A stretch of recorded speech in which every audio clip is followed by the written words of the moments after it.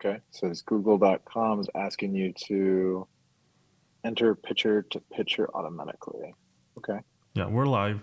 Hello there and welcome to the Bitcoin Takeover podcast. This is season 15, episode 64.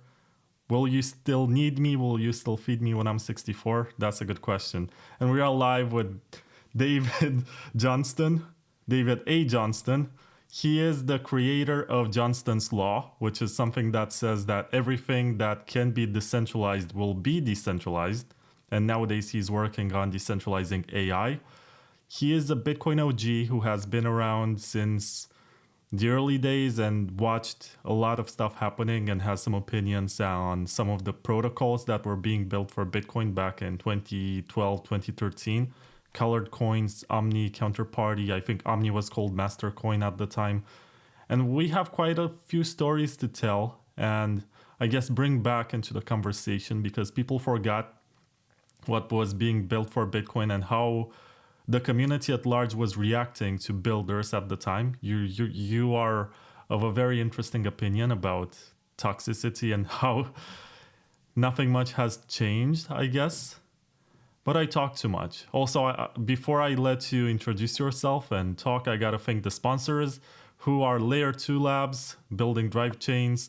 We also have Starkware, who are doing something very cool with ZK rollups for Bitcoin. And also Sideshift.ai and Hodling.ch. This was my long intro. Welcome. Good to be here, Vlad. Thanks for having me on the podcast. So where do we begin?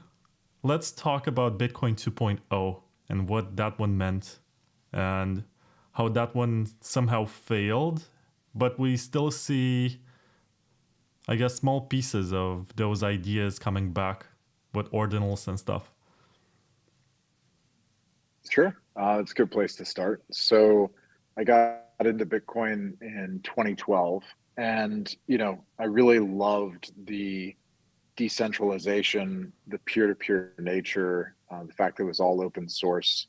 It sort of just reflected all of my interests in ethics, right? I'd been reading about free market economics with, Mises and, David Friedman and Rothbard and all these influential writers. And so I'd already come to the conclusion, like, this is how we increase human prosperity, is we need free markets for, not just goods and services, but for money, right? So the idea that there was a non-governmental money controlled by math and not by politicians, I was pretty excited about that. And so 2012, early 2013, I basically leaned in to work on Bitcoin full time. I spoke at a lot of the early Bitcoin conferences. The first Foundation conference in May of 2013, I was one of the speakers, how to build stuff on Bitcoin.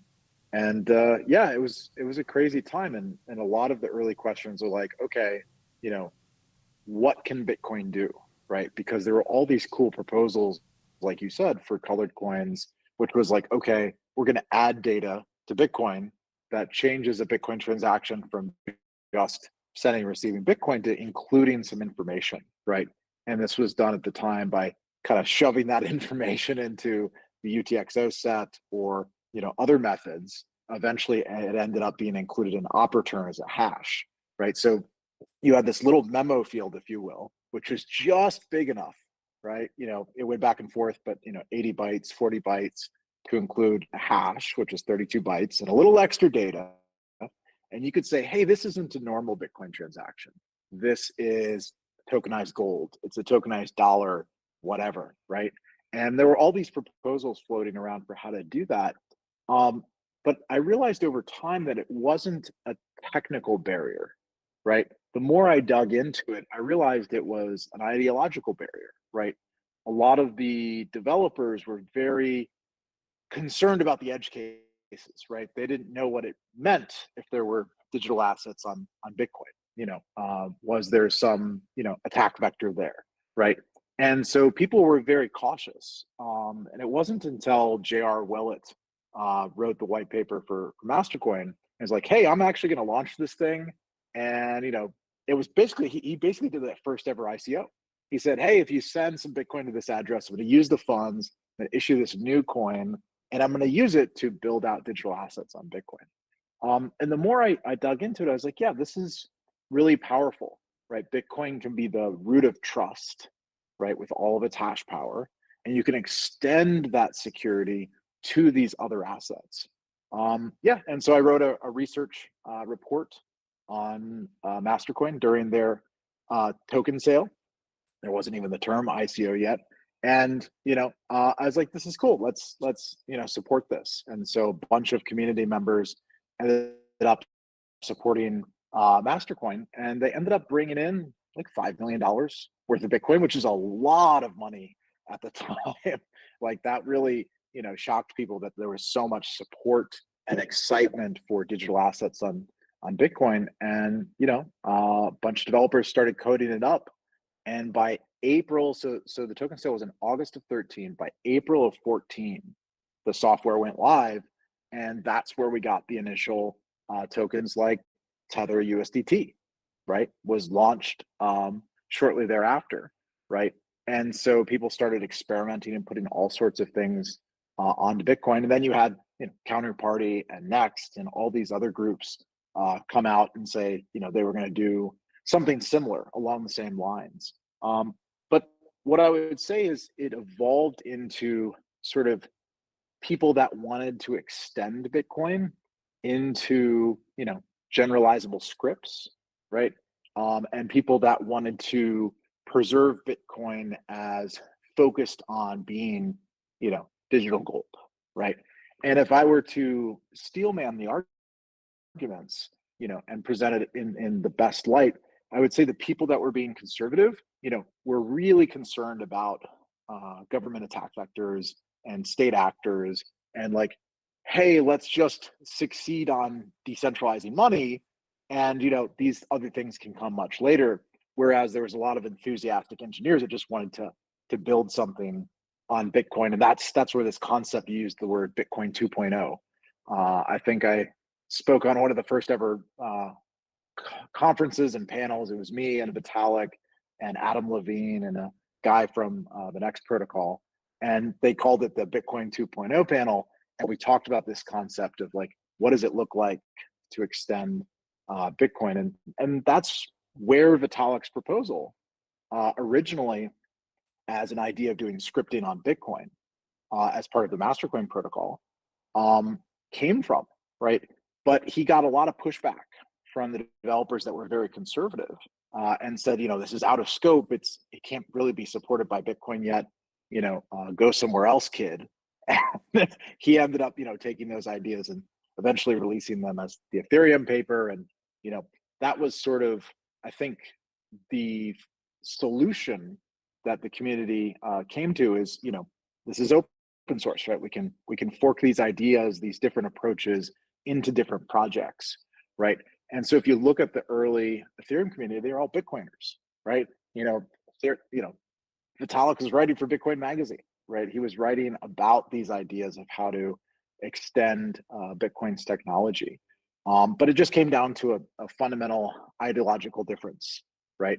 And so I ended up writing an article in 2016, it's time to embrace the coming Bitcoin fork, right? Which would come eventually in 2017, the next year, because I could see even then that there was irreconcilable differences between those that wanted Bitcoin to be extensible and upgradable and digital cash, and those that wanted this more conservative track, with Bitcoin being a store of value, right? And that's fine. That's one of the things I love about open source is you can have different ideas, you can have a marketplace, you can have different implementations, and people can go and build what they think is most important. But as a freedom maximalist, I've tried never to get tribalistic with a single project.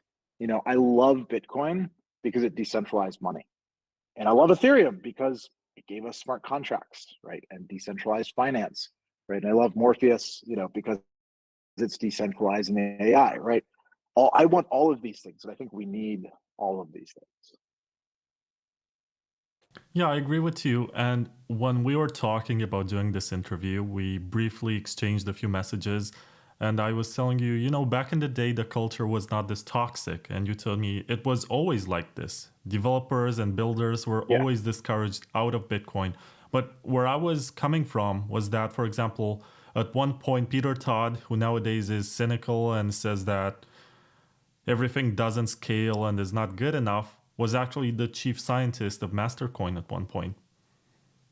It was more collaborative. Yeah. You could find these people who today are high priests of maximalism collaborating on all sorts of Sure. ideas and projects to see if they can potentially work, Right. Well, yes, Peter, collaborated for a bit, though the others that were developing what became Bitcoin Core, because you have to remember it wasn't Bitcoin Core at the time, it was Bitcoin QT, right? And you had Gavin and Mike and other early contributors. And then you sort of had this new group that came in much later in 2014, right? And they didn't have the same sort of free market approach to things. It was much more like there's one coin to rule them all, and any deviation or having multiple implementations, even if the software is bad. And one of these core developers told me, in person at one point, uh, we think what Peter is doing with Mastercoin is bad, but we'll forgive him, right? And it's like there was still this general sense that creating anything outside of the orthodoxy was very, very negative. I remember at one point getting summoned to IRC and to explain to the core developers why I was supporting a project like Mastercoin. At one point, Luke Jr. released a patch to some mining software that he was maintaining that literally blocked all Mastercoin transactions on on the blockchain. Still to this day, one of the only examples I know of somebody doing on-chain what it amounted to censorship, right? But he feels very strongly that anything that isn't a Bitcoin transaction, is spam to the network. And so eventually people realized what he was doing, and people stopped using his mining patch, and it was only blocking about 10% of the transactions, so sort of didn't have the effect. But there was this very hostile kind of environment where they're well, we'll change the code and block op return and prevent these digital assets, and over like, well, I got it into the UTXO, right, which is the nuclear option.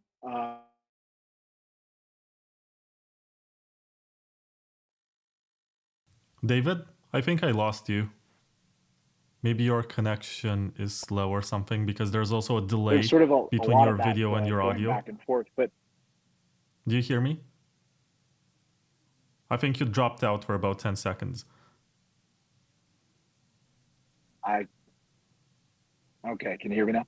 Mm-hmm. Is that better? So yeah, I was just saying there was a lot of that back and forth, but what I always said was, let people try different experiments, right?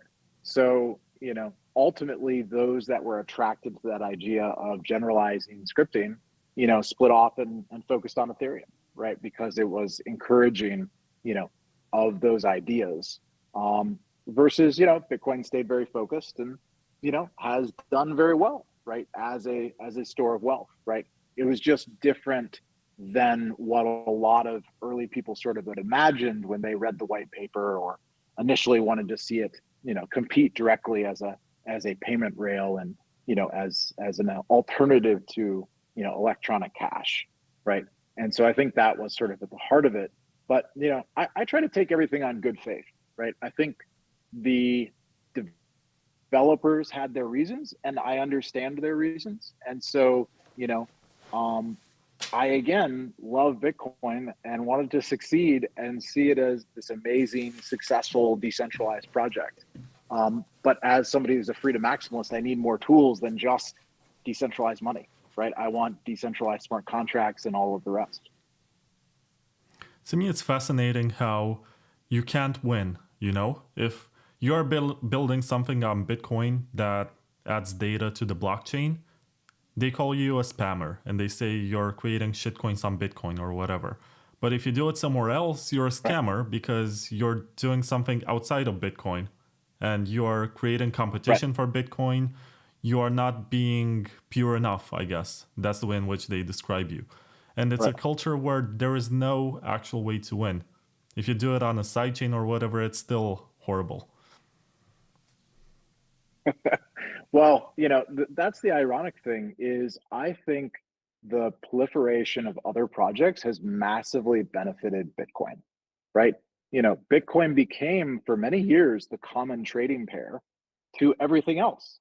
So, if you wanted to support Ethereum, guess what people did? They bought Bitcoin and they contributed it to Ethereum, right? Many of the early token sales, they were all raised in Bitcoin. And so if you wanted to support development even outside of Bitcoin, you were still in the Bitcoin economy. You were still using it as a store of value. Many of those early projects used Bitcoin as their primary treasury, right? They held Bitcoin, not dollars.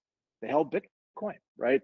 And so if I look at sort of how the market's evolved today, if, Bitcoin's over $1 trillion and you have another $1 trillion of other assets, I think that's hugely healthy, right? Because you've ended up with lots of protocols and even DeFi that use Bitcoin as a store of wealth, right? Which ultimately contribute to the value of Bitcoin. So, as somebody who people can decide, what they want to support.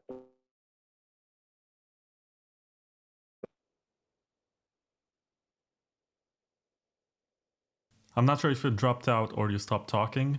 Your connection is a bit unreliable. Can you hear me? I can hear you. Let me try switching networks one more time. Okay.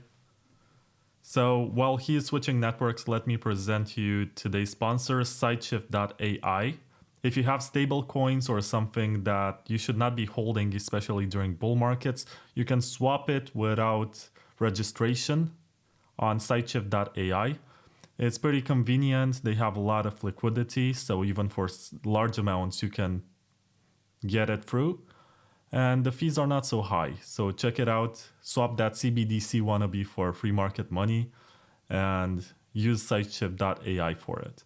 And also, I want to present Layer 2 Labs. I'm a big fan of the work of Paul Stortz. In recent months, he came up with the CUSF process through which he's trying to create soft forks about which Bitcoin Core does not have to agree. So it doesn't go through the BIP process, it goes directly to the miners and needs a majority to enforce it. And he's trying to bring two-way pegged sidechains to Bitcoin to have pretty much every possible use case, from a layer with big blocks for cheap transactions to an Ethereum layer where you can port contracts one-to-one to Bitcoin, and Zcash sidechain for privacy and all sorts of stuff. And the only request from Paul is that you get the software. Go to layer2labs.com/download, and you're going to find the latest version of the DriveChain software so you know exactly what this is about and how it works. So thank you, Sideshift and Layer 2 Labs. And now I gotta ask you, sir, because you've been around for such a long time and you have worked on so many interesting projects. And why do you think that of all the Bitcoin 2.0 protocols out there, because you had Mastercoin, which became Omni layer, and it was, I guess, only famous for being the place where Tether was born.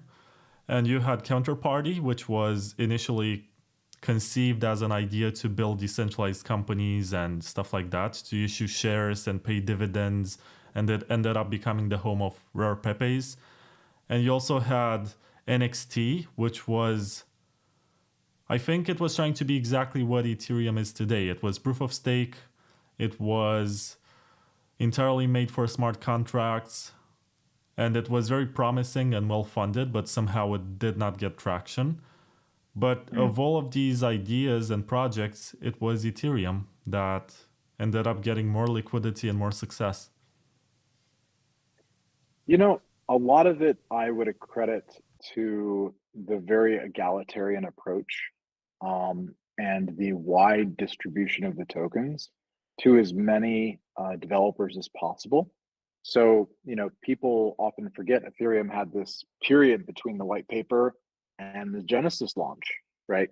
In the white paper, the draft started coming around in November, December of 2013. It was announced, officially in January at the Bitcoin conference in Miami, January of 14.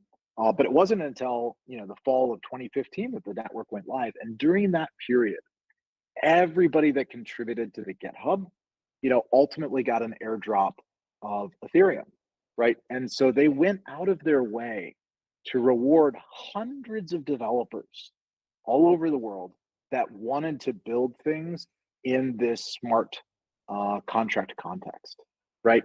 And so, compared, people focus on the token sale, and that was a good way to bootstrap. I think they had 17,000 participants, and people donated about 1 Bitcoin on average. That gave them a large network effect, and they had miners, right? They wanted to do proof of stake, but they weren't ready for it, and so they started with traditional proof of work mining, right? So you had these 3 communities all working together, right? The developers who ended up getting a large reward, the proof of stake miners securing the network, right, until it could eventually get to proof of stake, right? But then also the people that had provided the capital. And I often refer to that as like the golden trinity, right? That's what you need. You don't just need capital, you don't just need compute, you need the developers and the builders to be excited about it, right? Those are the people holding the meetups and doing the hackathons and showing up and holding DevCon and things like this. And so there ended up being a critical mass of brain power in the Ethereum context. And it wasn't easy, and it was messy, and a lot of the ideas took a while to figure out. But because all these developers had their incentives aligned towards Ethereum's success, they kept working on it, right? And so if I were to pick out one factor, I think that was sort of the critical factor. The other thing I would push is, even with NXT and others, many people had built things in the context of, okay, here's the protocol and it's going to have XYZ features. Versus Vitalik's paper was like, no.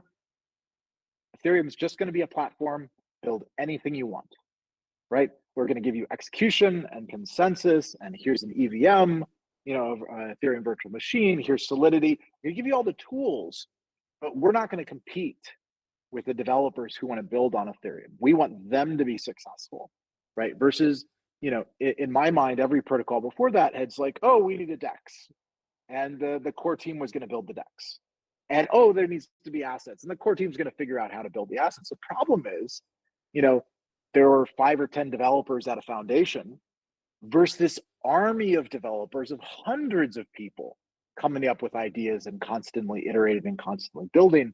And ultimately that gave an Ethereum a much larger network effect with developers. So those are the kind of things I would really chalk up the success to. I do like to say sometimes that Ethereum is a Bitcoin maximalist project.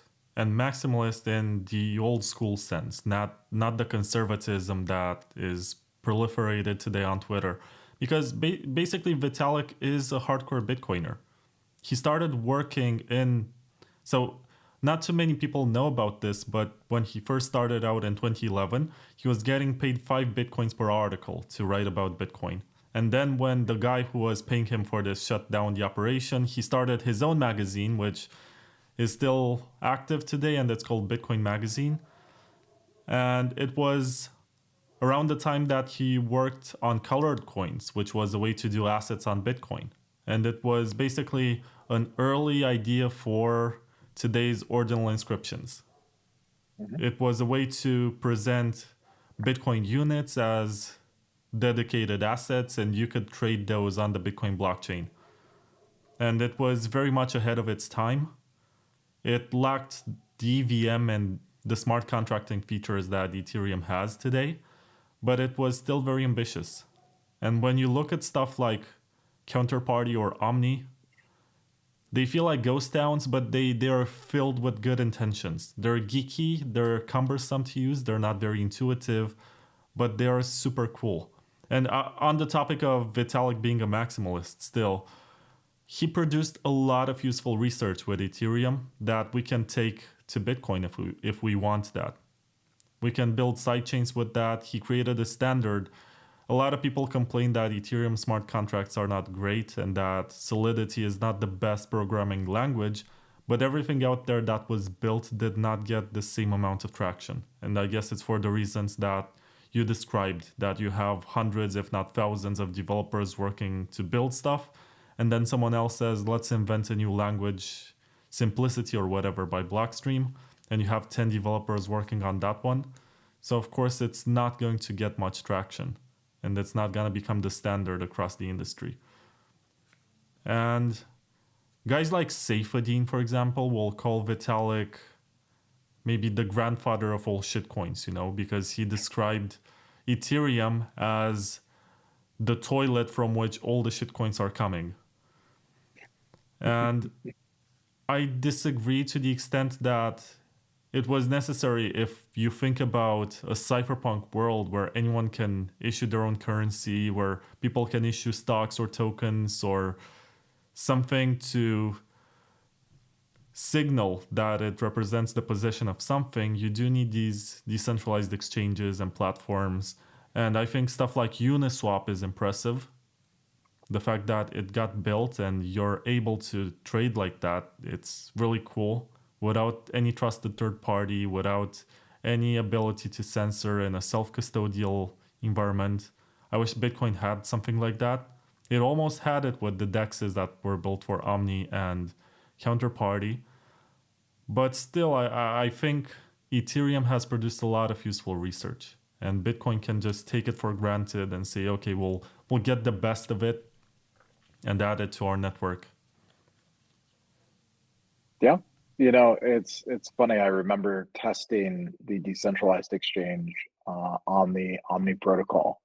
And I think one of the things that really prevented it from taking off is you had to move at the speed of Bitcoin blocks, right?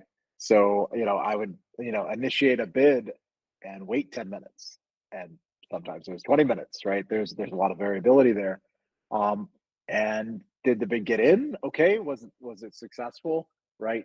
I would spend, an hour basically trying to go through a couple of steps to use the DEX. And like you said, having 12-second blocks, having a lot of, other, work that's been done on shortening block time, was a game changer. And you really could get, DEXs like Uniswap and others to execute in the type of time frame that people are willing to engage in. Right. But I think that's a fair assessment. Like there's an enormous amount of research that's been done via the Ethereum community, and Bitcoin and other blockchains can all benefit from that, right? It's all open source. And one thing that I see happening today is people crossing the two together, right? It's part of why I'm such a big fan of Thorchain, right? It's the first multi-chain DEX that lets me take native Bitcoin with no bridge, with no wrapping, with no secondary token, just native Bitcoin, and be able to swap it into all these other currencies, right?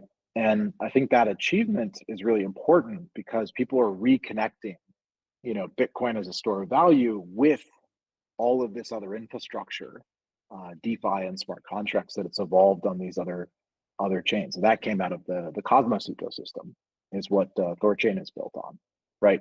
And that's part of why, I think Erik Voorhees was so supportive of their efforts and why he rebuilt Shapeshift based on Thorchain, right? So you could rip out all the custodians, you could rip out all the KYC, you could rip out, all the middle steps, right? And just create a self-custody DEX, which is really amazing, right? He did so much early work to sort of pioneer, even before Uniswap was Uniswap. People were using Shapeshift in a very similar context, but it wasn't until we had those more advanced tools that you could, rip out all the custodians, right? And, move it across chain. So it's getting there. I'm fairly optimistic. I see other projects by Bitcoin OGs like, Jeff Garzik, right?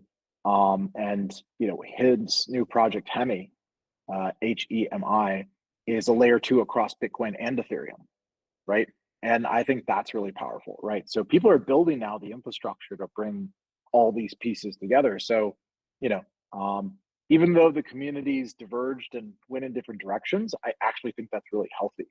And if you care about it from a cypherpunk type of perspective, it also protects the community from different attack vectors, right? It's very easy to know where the proof of work miners are, right? It's their energy footprints are very obvious, and so if you're worried about censorship in that regard, having a parallel system with proof of stake, which has a much smaller footprint, right? It's just a validator, it's just a server. Having that diversity of approaches, that's not an attack on proof of work. Proof of work has been amazingly resilient, um, but it's complementary to have a different type of approach in case one is targeted in the future, right? So, again, I think of these more like programming languages. They all have trade-offs, right? There's a context in which it makes sense to use C++ or Go or Rust, and a very different context where it makes sense to use Python and JavaScript, right? And you meet engineers from time to time who will tell you there's one language to rule them all, but they tend not to be the more sophisticated developers. Like, most developers are very pragmatic, and they'll use the tool that makes sense in the context of what they're trying to build. And so if you think about crypto in that type of framework, you can say Bitcoin is great for this and Ethereum is great for that, and here are these other projects that can give me other tools.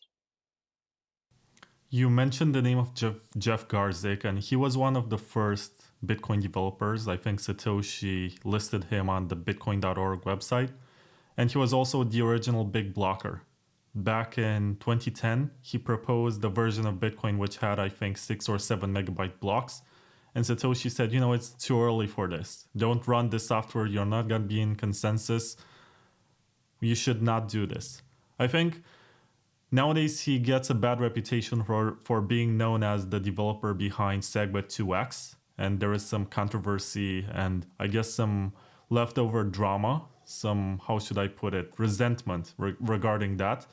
But I think he understood something very well when he saw that Bitcoin is not following a path towards scaling and people preferred to experiment with layers, which maybe he was not very optimistic about. He started thinking about bridges, and he was one of the first people to think about this concept that what if you're gonna get these other networks, and instead of building layer 2s that have different trade-offs for Bitcoin, you can use these other networks and their features to perform different tasks. And I think what he's doing today with, you said it's called Temi? Mm-hmm. It's not Temu, the website where we buy cheap stuff, it's Temi. Hemi. Oh, Hemi. Yeah. Okay. Yeah. Sorry, I'm thinking about Chinese crap. Anyway, it's very cool what he's doing, and there are also projects like BOB, Build on Bitcoin. It's doing something similar with bridging, basically getting the best of both worlds. You get Ethereum smart contracts and Bitcoin.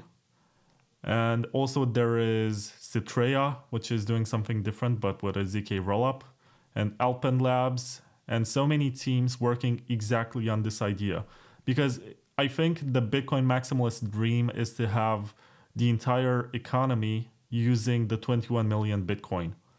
But if that's not possible, or not possible yet, you can have, I guess, like 200 million coins across multiple chains that are useful in one way or the other. And in hindsight, that's fine. It will not be 21 million. You're going to have more networks that interact with each other. That's still pretty good. It's much better than having a fiat system. It's just like scaling Linux, you make multiple distros and you're going to have a distro for gamers, you're going to have one for security, and there's some interactivity between them. Yeah. Well, and that's a really good framework to think about it as well. It always struck me that Bitcoin effectively picked the Microsoft approach, right? Where Microsoft would value reverse compatibility above all else, right? Because that was their audience. It was corporations who were slow moving. They didn't want to upgrade their software. They just wanted it to work, right? And so they would support reverse compatibility at a very high cost, right? They couldn't innovate as quickly and they had to do a lot of work, but you could still be running Microsoft XP 20 years after it shipped, right? And that kind of stability was valuable to a certain user set, right? Whereas, like you're saying, with Linux, you could roll any flavor you wanted, you could move very quickly, you could iterate, right? And having both, I think, is valid. I don't think one model has to be used for all context, right? And also, if you believe Bitcoin is money, you need things to buy with money. I want decentralized storage. I want decentralized AI. I have to, have a counterparty. I have to have another side of the pair to trade Bitcoin for something else, right? And so if you believe in Bitcoin, uh, hyperization, in Bitcoin maximalist dream of everything using Bitcoin, you still need the other half of the economy, right? Money is only ever half of the equation. You have to be buying something on the other side, right? And so, and that's sort of what we've seen, right? About half the market is Bitcoin, and about the other half of the market are things you can use Bitcoin for, right? So whether that ratio persists or not, I don't know. Depends if Bitcoin maintains its, store of value and sort of preference as a trading pair and a medium of exchange, and a unit of account. We'll see. Ethereum has gained a lot of those characteristics in its own context, right? People use ETH as the common trading pair for things in DeFi, right? And so if that context continues to grow, then it may well take on those characteristics of money, a unit of account, a medium of exchange, and so forth, right? But again, those are very complementary, and I've never bought that it has to be one or the other, right? I don't believe in monopolies in general, and monopolies are very vulnerable to regulatory capture and to corruption and to other things, right? And so having an open marketplace, I think, is much more healthy. Yeah, and ultimately, there are only two ways to scale Bitcoin. You actually scale it by increasing the block size or building layers and stuff like this, or you create interoperability with forks of Bitcoin. You're going to have Litecoin, you're going to have Monero, you're going to have Ethereum, and all of this stuff that people find useful. And of course, you either protect monetary inflation or protect against monetary inflation by trying to maximize what a network can do, but that can come with trade-offs in decentralization, or else you're going to create more networks and you're going to trade between them. And I think the people who are visionaries and built bridges are really reaping the rewards right now and are going to get very much rewarded in the next few years. Because it seems like this is the direction towards which we're heading, as there's not much enthusiasm in Bitcoin right now to either scale or add privacy, but other networks have been optimized to do it very well. I wish Bitcoin was like Zcash today when we had all of this cool cryptography, but I understand why developers were reluctant to add it, because it's very avant-garde. There's the risk of inflation bugs and stuff like this, but it's cool that there's so much interesting stuff being built. Yeah, 100%. And, what I continue to ask myself, in the context you brought up Johnston's law, right? Everything that can be decentralized will be decentralized. I continue to ask myself, like, what's the next thing in the tech stack that we need to build in order to further human freedom, right? So, okay, great. Now we have decentralized money. We have decentralized smart contracts and data storage and all these things. And, I really started shifting my focus last year, and even in 2022, when the advent of AI really got to a tipping point of sophistication and accuracy, where it made sense to focus on it and say, can this be a tool for adoption of crypto? Can this be a tool, for furthering Web3 payments and the use of Bitcoin and everything else, right? And I came to the conclusion that if we had decentralized AI, it could remove all the complexity for using crypto, right? Because if I can just tell the machine, what do I want to accomplish? I want to send my friend Bob some Bitcoin, great. It can, set up the transaction. It can prompt me to approve it, on my MetaMask wallet or whatever, right? And send the transaction. And all of a sudden you've opened up, Bitcoin and crypto more generally to billions of people instead of millions of people, right? Because I remember this from the early days of the web. People were very dismissive of the internet. It's just for engineers, it's just for technical people. They didn't take it seriously until there were search engines. When you could just tell the search engine what you wanted to find and it magically showed you the best website on the internet for that, you're not typing in IP addresses anymore. You weren't navigating directories. All of a sudden it opened up, right? And everybody came online, right? From 1999, when there was 100 million users of the internet, to a few years later when you crossed a billion. That's what made that leap possible. It was simplifying the user experience and the user interface. And so I'm very optimistic that that's what AI is about to do for crypto, right? There are 400 or 500 million Web3 wallets. And I think if we can upgrade the UI, we can get across a billion, right? And then you're really going to start to open it up to everyone, regardless of their technical ability, right? And if they know what a smart contract is or how to manage their wallet and all these things, but the key for that is that I want it to be non-custodial. I want it for it to be your personal AI, controlled by your wallet, with your data, with your prompts, right? Reflecting your will, not some company or some government, deciding what is best for your AI. And so I think people are going to tend towards having a personal AI for the same reasons you ended up having a personal phone and a personal computer, right? Neither of those technologies started there, but they all ended up there because ultimately you need individuals expressing preferences and assigning tasks and acting as oracles and just expressing what they want to accomplish, right? You're not going to have some collectivist dream where, all the world's needs are going to be figured out by the supercomputer. I don't buy that for a minute, right? I think we need personal AIs.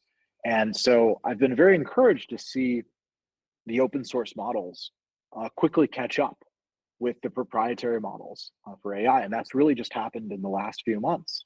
And so now we're sort of at the cutting edge of the technology and in a position, where open source peer-to-peer AI can really exist. And so, I've been very inspired, when I read the Morpheus white paper, when, started collaborating with Akash, and, people have probably heard of BitTensor, but these are all different building blocks of what we need to really have decentralized AI. But it's live today and it seems to be very popular. So it's I think, growing very quickly. So when you say AI, do you only refer to large language models, or do you think about something else? Large language models are a good starting point because you can detect intent, right? What is the user trying to accomplish? And you can use that as, almost think of it as a delegator agent, where somebody expresses what they want to accomplish and it can be directed towards a specialized smart agent that can accomplish that task. Just the way you have an operating system, but ultimately you have a bunch of different apps on your phone to accomplish specific tasks, right? So I think there'll be something very similar here. And that's what's happening, is there's this Cambrian explosion of smart agents that do all these different tasks. But if you have a large language model, even on the edge, on the device, right, the models have become very small. You can run them now on a phone. They're only a couple of gigabytes. They sit in RAM and you can queue it. Then you can call out to a network, a peer-to-peer network, if you need, some more computationally intensive task, like using a GPU to generate an image or a video or something like that. And so that's what's going to happen. But I'm speaking generally. I'm talking about diffusion models for images. I'm talking about using large language models for writing code. There's all these use cases that have opened up. And I usually point people at Venice.ai, another Erik Voorhees project, right? That's really taken off and gone viral because it's free and open source and permissionless and uncensored. And the prompts are stored on your local device, right? It's private to you. And the traffic that goes to the GPU providers goes onto a decentralized network and is encrypted end to end, right? And they mix together all the prompts. And so there's no connection between an identity and all of the traffic that's going through. And so Erik and Tina and the folks there have done an amazing job of building this first personal private AI. And I have it on my phone. I use it literally every day. You just go to Venice.ai and you can pin it as progressive web app on your home screen, and you can use it for coding or images or text. And so I think that's sort of just the tip of the iceberg.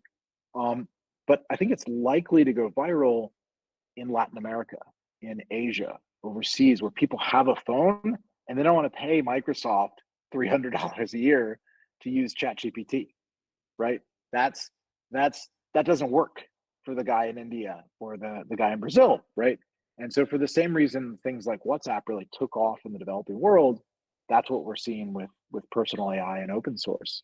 Is it's the same reason people prefer Android or Linux is it's free and permissionless, right? And so there'll always be this room for this premium tier of people that are willing to pay for, the corporate approved version if they're in that context. But most people, they're just going to want to use the free open source one, right? Which is just as good as the proprietary one these days. Sorry, I was responding to someone in the chat. I gotta let you know that there's a small glitch that happened with this live stream. And in the beginning, I was thinking, should we stop it and restart it? Because the title on Twitter was not changed from the previous episode. So right now, you're David Bailey talking about Donald Trump.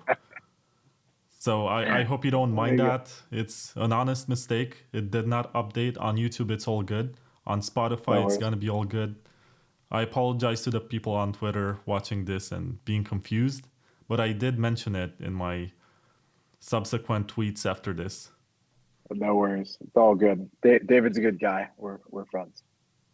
Yeah, what do you think about this situation where Bitcoin has become a political subject and a Bitcoin conference held so many politicians who got on stage and spoke about their ideas about what Bitcoin is, which of course are super wrong because they just discovered it and probably they just wanted to fundraise for their campaigns. But I don't think at any point in history so far we have seen so much attention. And it's like we have become a significant part of the electorate. We cannot talk about, what's it called? Regulation without representation? No, taxation without representation. We cannot talk about that anymore because we're being taxed and it seems like we're going to be represented. In one way or another. It's interesting. I think it was inevitable that as, Bitcoin and crypto went mainstream, people will try to associate themselves with it, right? There are, by some estimates, 50 million Americans that hold Bitcoin and crypto in general, right? And so, that's a lot of people, right? And so, the state and politicians, want to associate themselves, and sort of campaign towards that demographic, right? But I think the important thing to understand is Bitcoin operates outside of the state, right? It doesn't know the state exists. It operates based on mathematics, right? And, it's important that we maintain those principles, right? And those have been hard fought principles, right? That, self-sovereignty, the fact that you can, self-custody. If Bitcoin were to get to a point where you can't self-custody, that's sort of, to me, the end of Bitcoin, right? Because then it's just digital gold. And what happened in the 30s is they seized all the gold, right? And then you're back to trusting some bank that is holding, you've got some paper receipt to a real asset somewhere else, and eventually you're speaking as or like a paranoid crypto anarchist. I think that's the term nowadays. I do identify as a crypto anarchist, as a anarcho-capitalist. I saw an early survey, I think it was back in 2012, of the OG community, and there's something like 40% ANCAPs at that point, which is amazing considering we're maybe 1% of the the general population, or at least we used to be. It's amazing to see, Argentina has an ANCAP as president, right? The concept has come so far, and people are seeing inflation for what it is. It's a government caused problem, right? So some of these things have really grown sort of in adoption and understanding, but there was a subset of people that were looking for an alternative to the dollar, right? And that's the ironic thing is I turned my dollars into Bitcoin, and people say, oh, wasn't that so risky in 2012? But I was like, no, like the dollar was always going to go down. They just kept printing more. That was the risky asset. I was doing something conservative, at least financially, in the fact that I converted all of my money out of dollars, right, and into Bitcoin. I was lucky to marry a free market economics girl, and so she was very supportive, and it's like, yeah, why would we hold any dollars? They're inflationary and only lose value. Obviously you should buy Bitcoin. This is economics 101. And I was like, God, I love you. Like, that's the reaction one would hope for when they tell their spouse about Bitcoin or crypto. But I had filtered for free market economics knowledge, so it wasn't a surprise, but a very very good one. So yeah, no, it's those principles really matter, and we're dragging some of them into the general discourse that people are having. But I try to remind folks, don't put your hope and salvation into politicians. There's not a high correlation between what they say before the election and what they do after the election. And so, I would just, kind of remind people that, the goal here is to opt out of the state, right? To get away from systems of violence and into systems of mathematics that are peaceful and voluntary and consensual, right? And so the more you can do that in your life, the better off you will be. Yeah, on the topic of ANCAPs, to me it's fascinating that Ron Paul is getting so much recognition these days. Elon Musk tweeted something from him. It seems like they're friends right now. He generated this AI image of him and Ron Paul basically running this interviewing session where they ask government employees, so what do you do here? Why is your job important? He's created this Doge meme, right? Department of Government Efficiency, which is supposed to be this minarchist idea of minimizing the state and trying to maximize individual freedom and incentivizing the private sector to step in. And all of these were ideas that Ron Paul has been evangelizing for decades now. And it's so cool to see a resurgence of these ideas and realize that the people who listen to Ron Paul are now wealthy enough to make a change. And that's really beautiful. It is very great to see. I was part of the 2007 Ron Paul revolution. I volunteered with the campaign.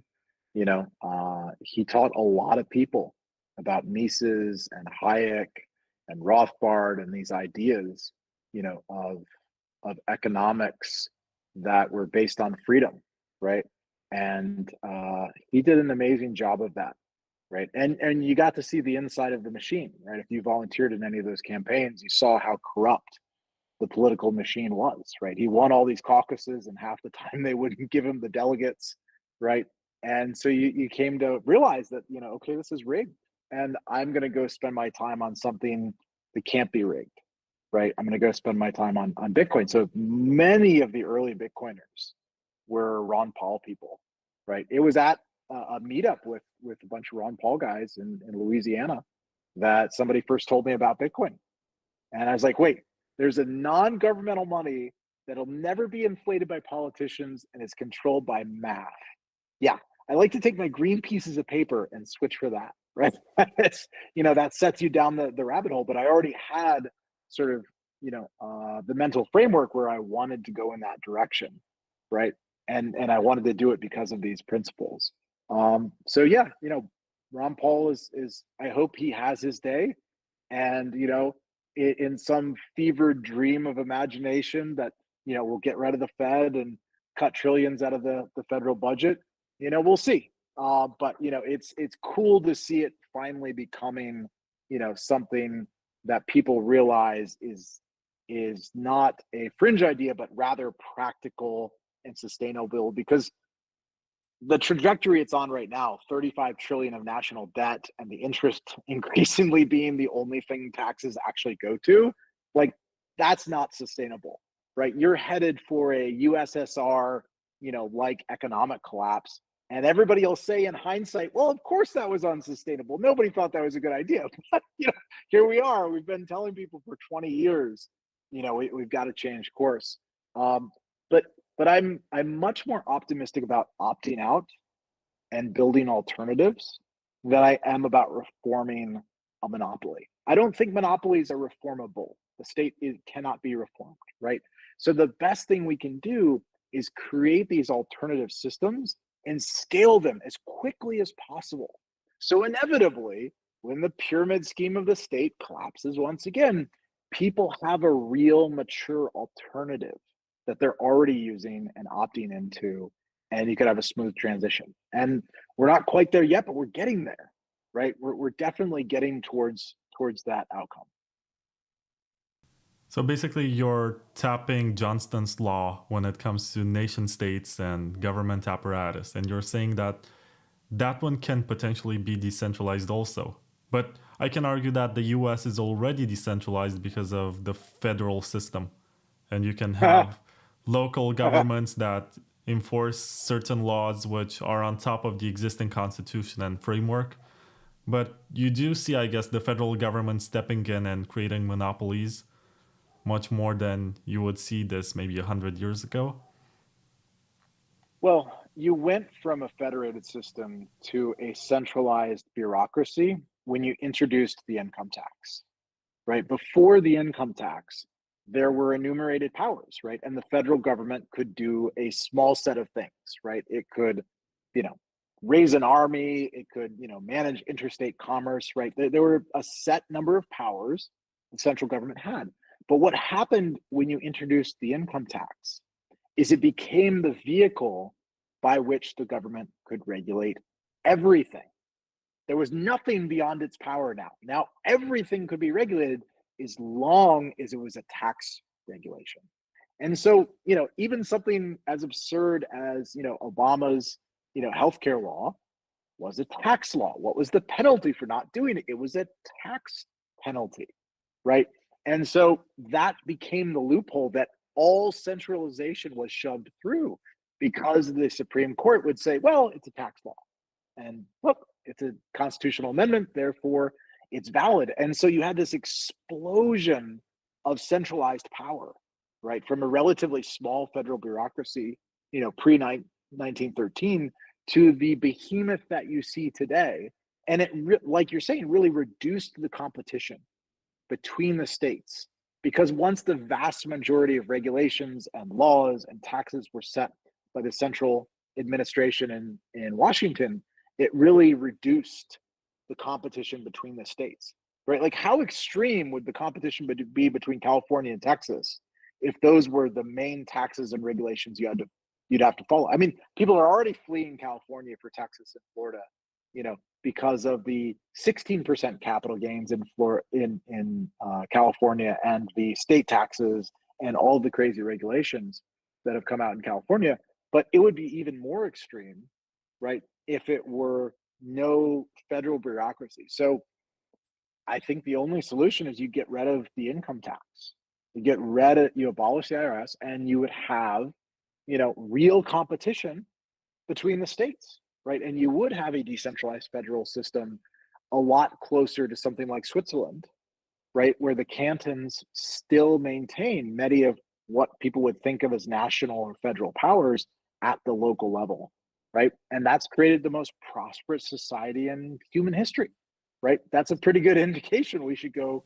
But also the least productive. I gotta bring up a quote from Orson Welles from the movie The Third Man, where he said that in Italy for hundreds of years they had bloodshed and struggle for power and wars and a lot of horrible events, but they produced Michelangelo and they produced the Renaissance, and they were able to have all of this resurgence of ancient culture which brought modernism, But in Switzerland they had maybe 500 years of brotherly love and peace and quiet, and the best invention that they created was the cuckoo clock.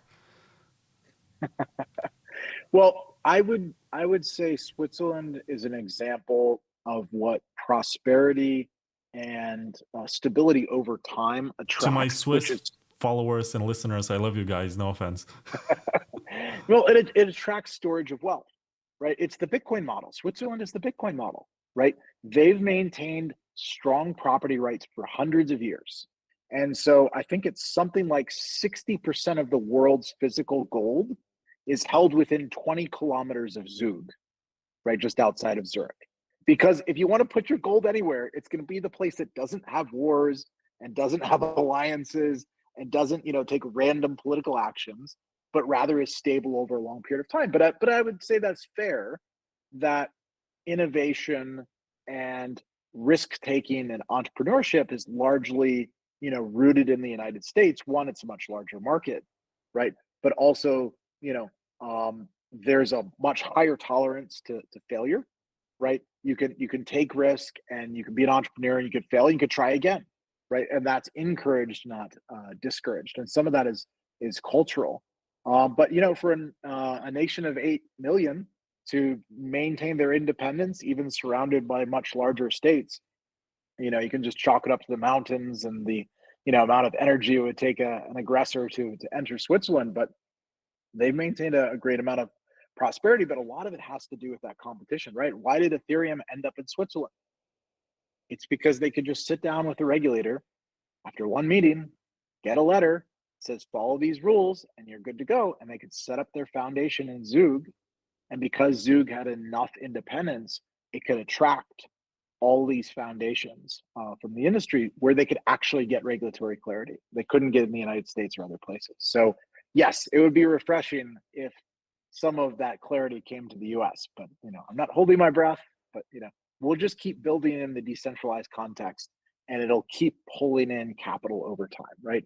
To quote Erik Voorhees, man is a capitalist animal, right? And capital will flow where it may, like water indelibly to the sea, right? And so if you have strong property rights, which we have in smart contracts and in cryptography, money is attracted to that over time. It's like a gravity well. It's just going to suck it all in. So that's the big picture, right? There's 2 trillion of crypto assets today. There's 400 trillion of global assets. It's just a process of transferring all those assets from an old ledger to this new ledger. And I think it's as inevitable as the internet was, and it's for the same reasons. Man, you're really making me want to interview Erik Voorhees again. I realize this guy has so much more to offer. I think I got him 3 or 4 years ago, and he spoke about the KeepKey hardware wallet because I was doing a series of interviews about hardware wallets, and I decided to get him on as the representative for KeepKey, which at the time was no longer being supported too much. It was not the state-of-the-art hardware wallet anymore, even though at one point it was the coolest, most expensive, most fashionable item to have for a Bitcoiner. So no, the Trezor 1, when it came out, it was 1 Bitcoin. So I gotta take that back. Anyway, I gotta present 2 more sponsors, and then I want to ask you about something controversial and something with regards the future. So basically a step back and a step forward. I think that's a good approach to have. So the first sponsor that I want to present is Starkware. These guys are building something very cool with Starks, and they are zero knowledge setups that require no trusted setup. I don't know how else to describe it. It's basically Zcash without the trusted setup, which functions right now on Ethereum.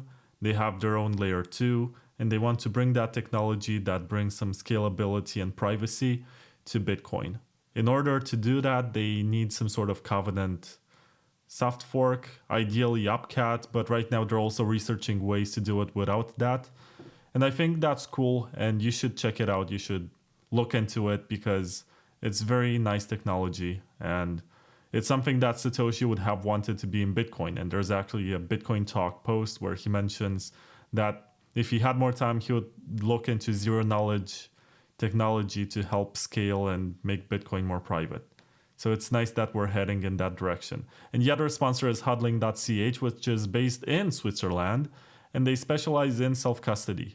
So if you're part of a company that's buying Bitcoin, or you are a whale who not hoards, but holds a large amount and doesn't know exactly how to avoid the $5 rent attack, these guys can give you exactly the kind of advice that you need on what you should use, if you should use a multi-sig, how you should distribute the keys, if you should use hardware wallets, which hardware wallets, how to set them up, and you don't have to worry too much. They're experts and they'll give you the right advice to keep you sovereign while not losing your coins either because of your own mistake or because someone takes them away from you. So check out hodling.ch.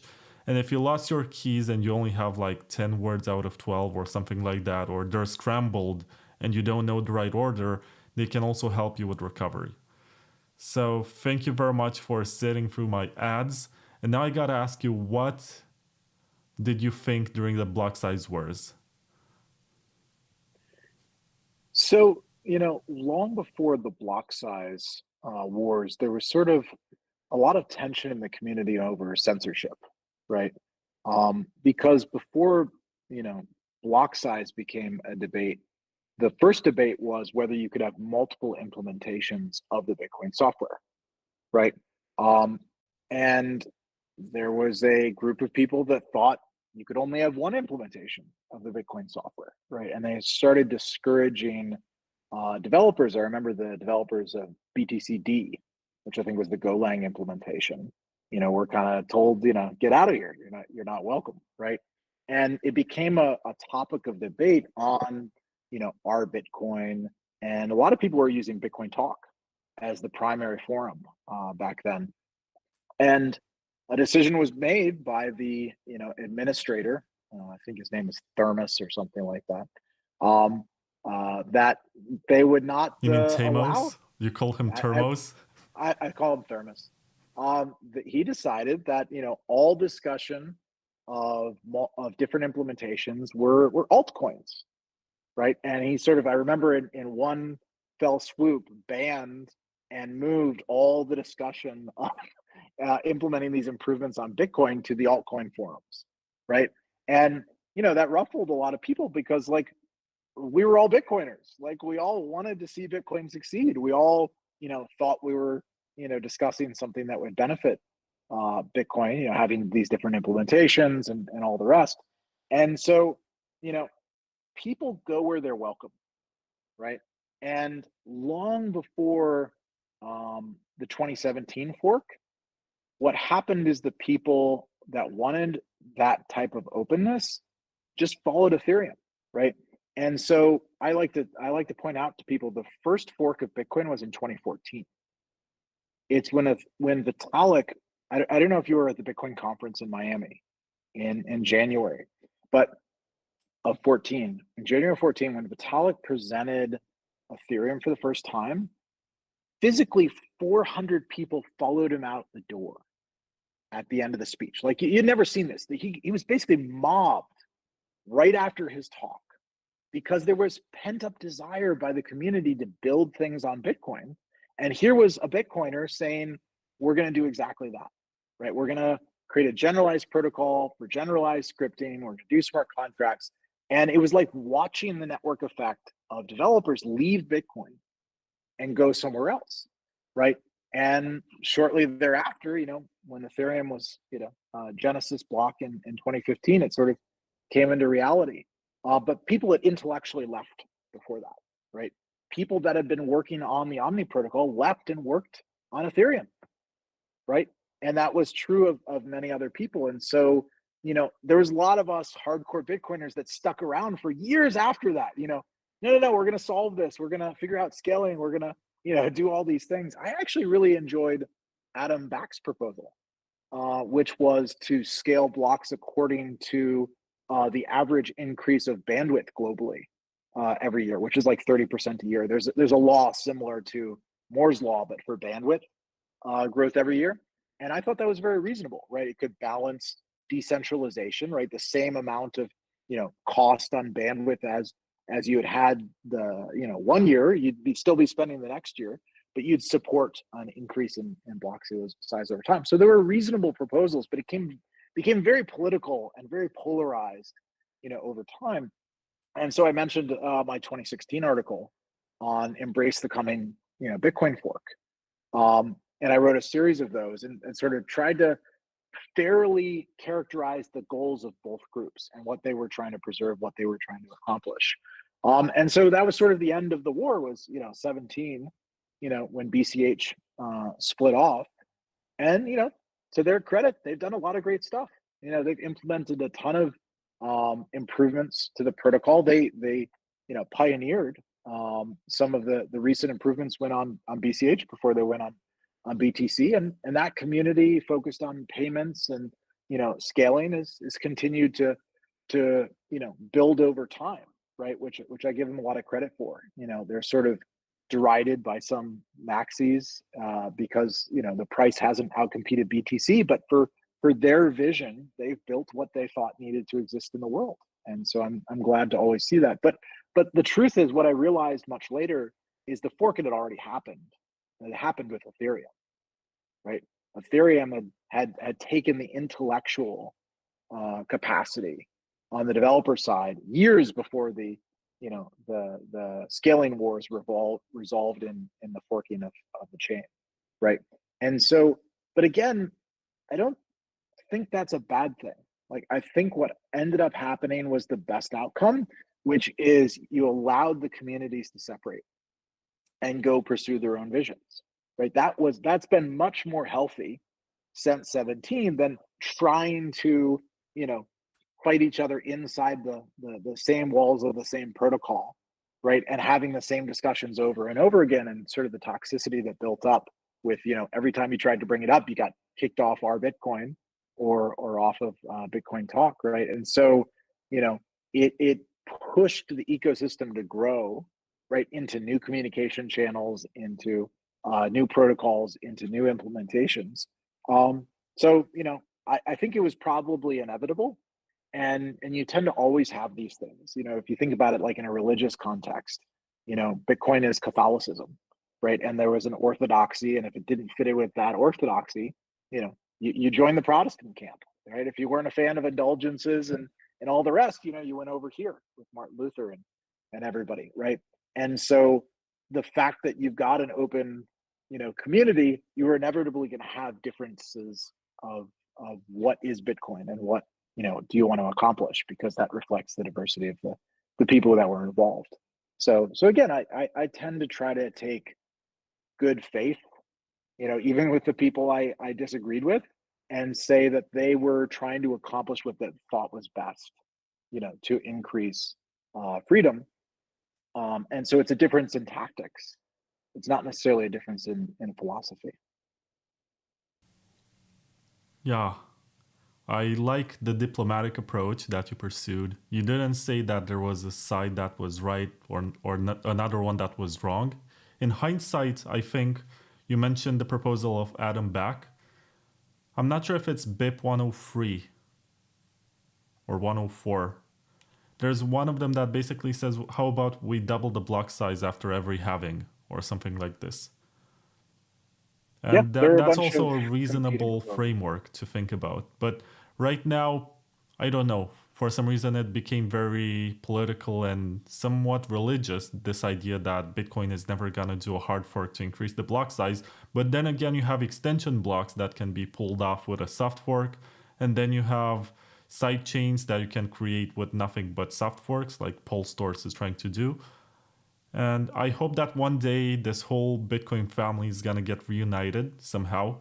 There's way too much division. And I think this year I participated in a Twitter space, which was the first time ever when a bunch of Bitcoin Cash developers sat down with Bitcoin Core developers and they discussed their differences and they said, yeah, this is what we're doing right now and this is what we want to do. And how did you guys do that? We want to understand some stuff. Maybe there was some private communication previously. I did interview Omari, the maintainer of Bitcoin Cash, for a while, and he was basically the guy who forked Bitcoin to create Bitcoin Cash. And Yep. he told me that he was aware of the inflation bug that happened in 2018 and was one of the first people to find out about it. And there was no sense of pettiness or hatred or anything. He actually collaborated with the Bitcoin core developers to fix it because he said he's a security professional. That's his job. He's not going to compromise his reputation by exploiting something that he's supposed to fix. That's what he does. And it doesn't matter which flag he's waving and on which camp he is. And I very much like this. But for some reason, there's this tribalism which goes too far. And people cannot accept the fact that the other side still exists and is more or less successful, and they still discuss some parameter changes that they believe are optimal. And to me, it's funny that all of these conversations and concerns about, the internet in Africa is still very slow, and you don't have much bandwidth in these parts of the world, and the average internet connection is so bad. All of this is getting obliterated by the existence of Starlink. Yep. And once we have competition for this and we have lots of private satellite internet providers, it's going to be insane because you're going to be able to access the internet with very high speed from anywhere around the world.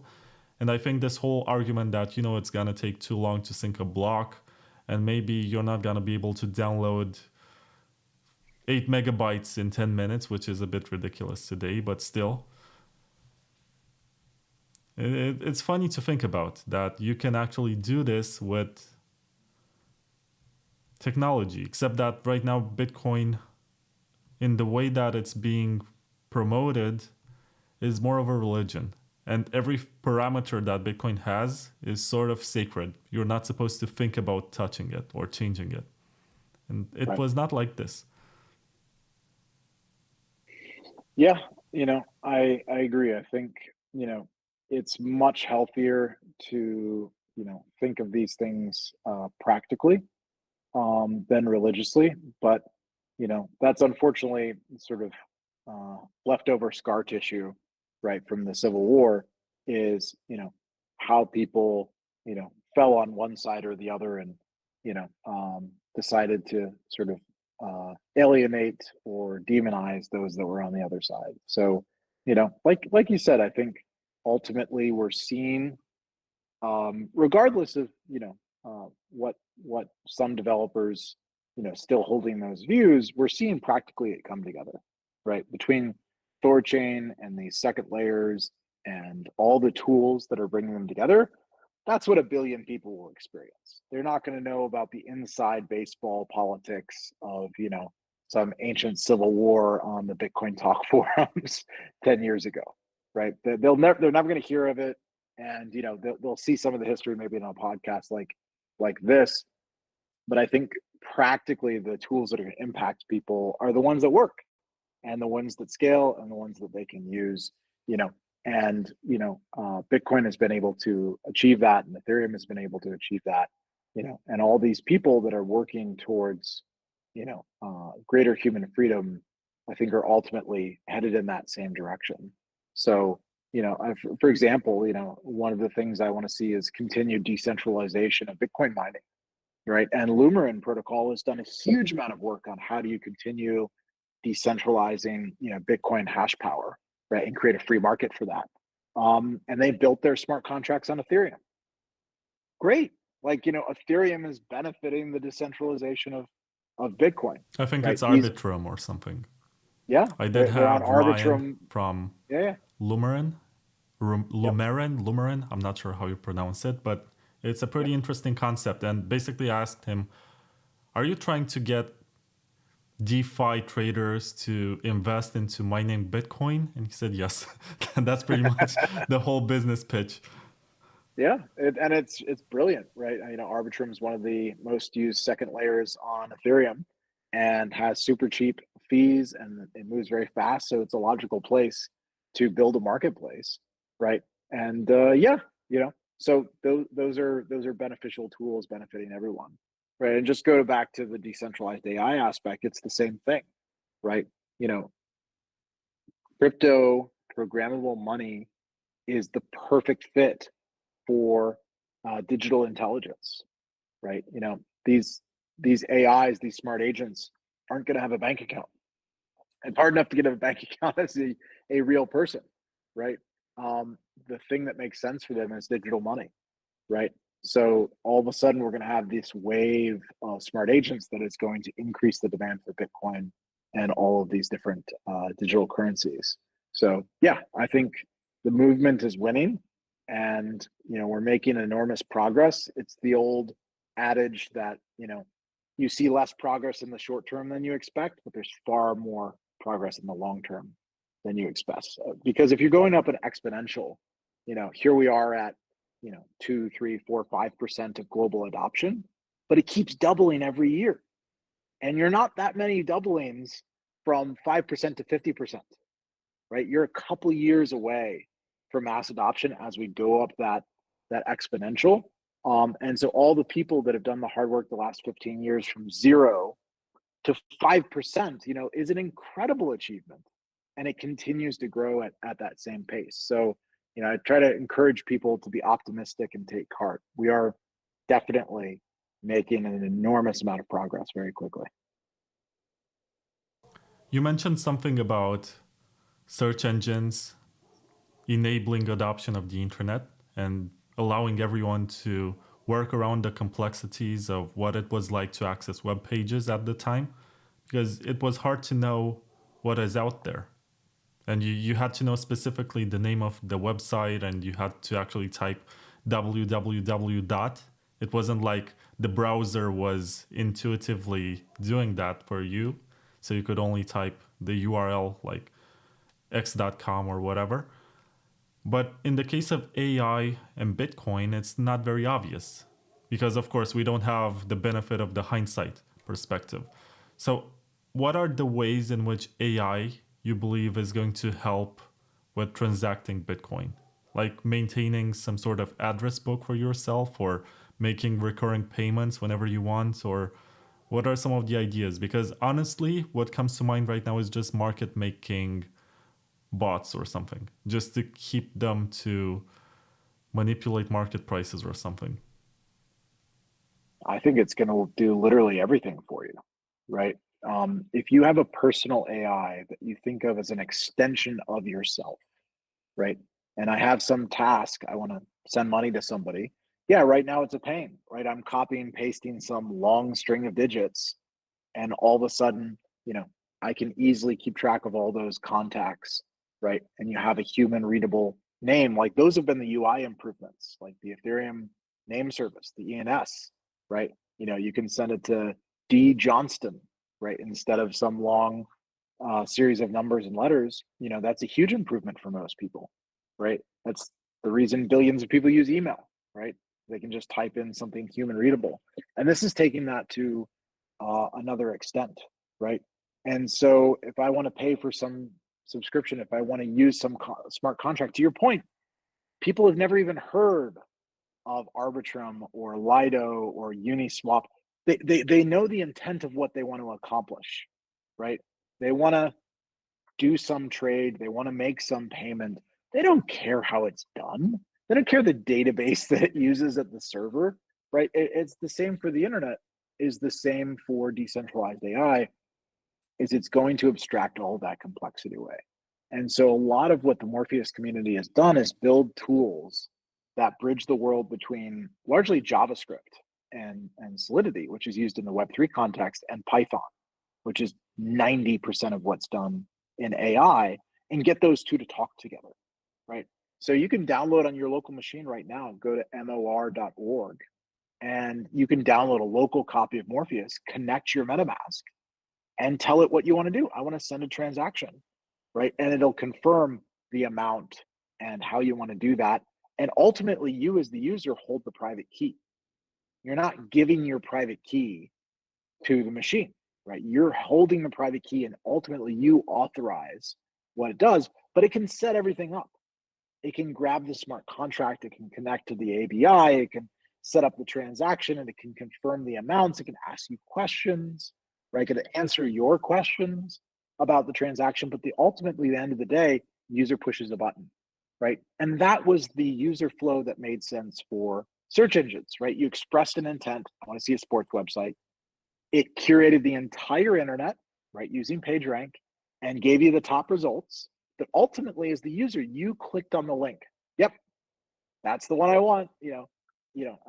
That's the sports website I want. And you clicked on it, and you went to the place you intended, right? And it created trust. You weren't getting phished or scammed or something else. It had already curated what it thought were the best, most reliable websites. And so it also added a layer of protection for the average user because people were afraid to use the internet. They thought they would lose their money. They didn't trust any website where they had to enter their credit card. But one by one, you had these tools emerge like PayPal, which ultimately just, made payments safe on the internet, or search engines, which made it easy to find everything.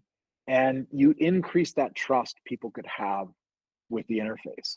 And so we need the same thing, right? If you want Bitcoin to go mainstream, you have to make it easier for the average person to send Bitcoin and do it safely and not get tricked or scammed along the way, right? And so having a personal AI that's controlled by you, I think, is one of those key things. But wouldn't you say that if you have this basic mobile wallet that also has NFC functionality and you just tap to pay, is a much better user experience as opposed to, or scan to pay or something like this, and you only have two buttons, send and receive? Isn't this a much better experience than trying to type to an AI? Because this is limited by your ability to actually type on a keyboard or maybe send a vocal message to the AI, which is going to interpret your message and eventually generate a result for you, solve your problem. But I think the amount of time that it takes for you to hit send or receive on a phone and copy an address or scan an address is much shorter than the amount of time it takes for you to express into words what you want to do. Let me say that often as early adopters, we take for granted what we know.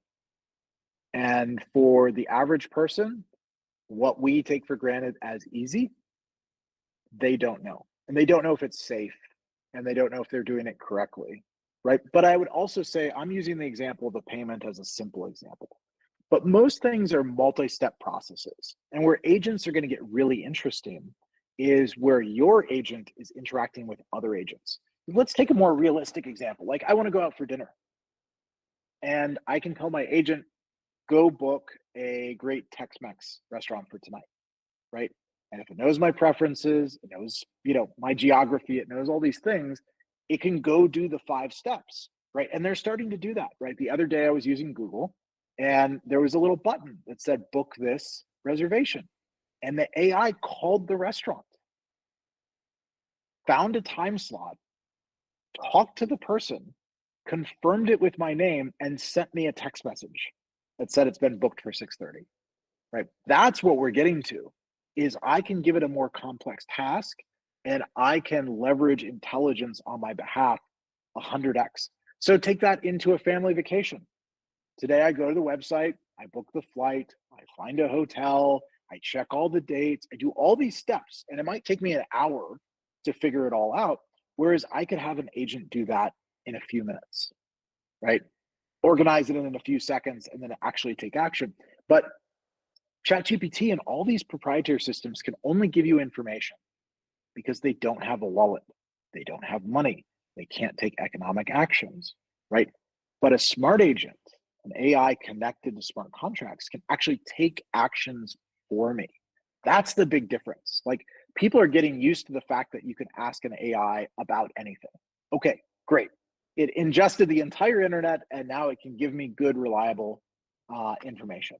But now that's table stakes, right? The next step is this agentic behavior where the agent can take some action on my behalf.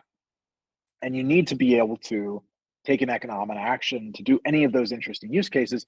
And more than that, you want to string these together as building blocks, right? Once it can book travel, once it can book me a restaurant, once it can do these things, I can set it up so it does that on an ongoing basis. It finds me opportunities, it looks for products I want.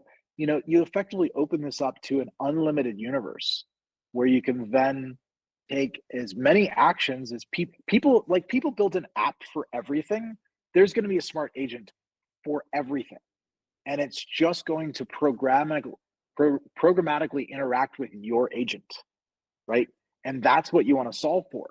So, the simple payment use case aside, the reason I have 100 apps on my phone is they're all doing some niche task for me, right? Interacting with a particular company or a particular product, right? And that's what we're about to see. But I really do believe speech is the ultimate interface. People just want to talk to something. And that was the magic of the early days of search engines, is you could just tell the machine what you wanted. And to your point, it solves discoverability.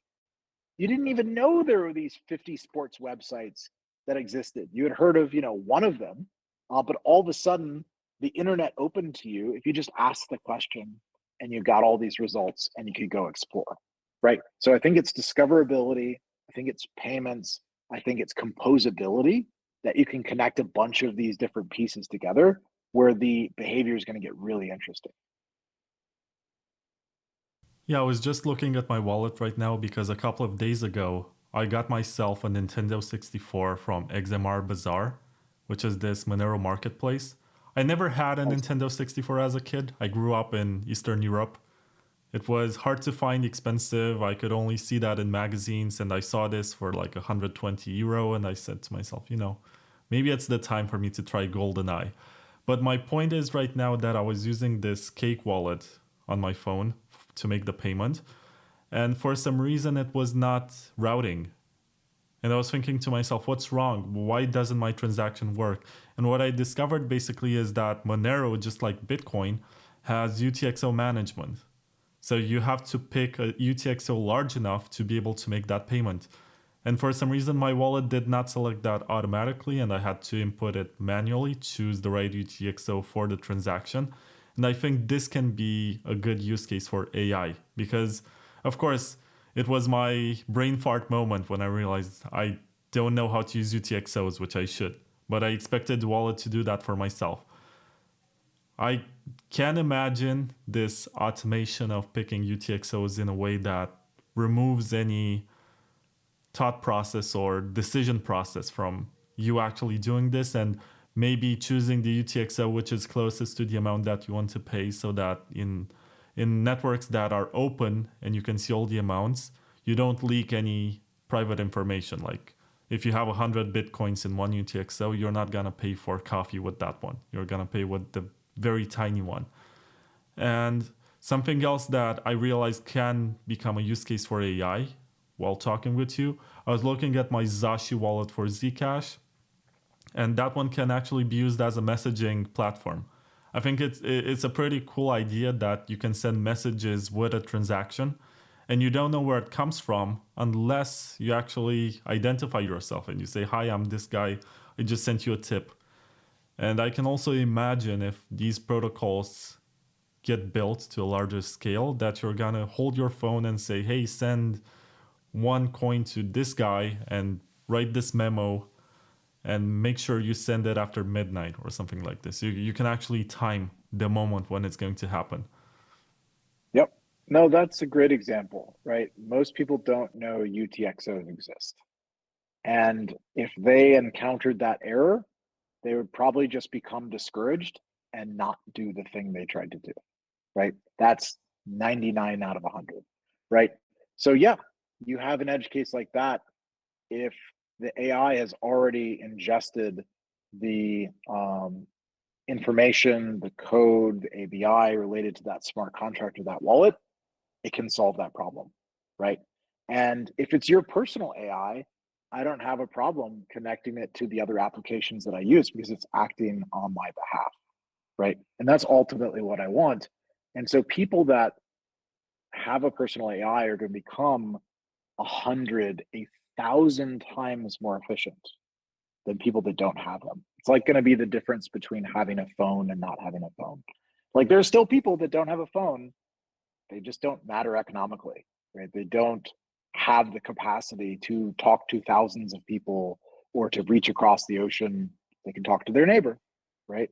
And that's fine. There's nothing wrong with being Amish.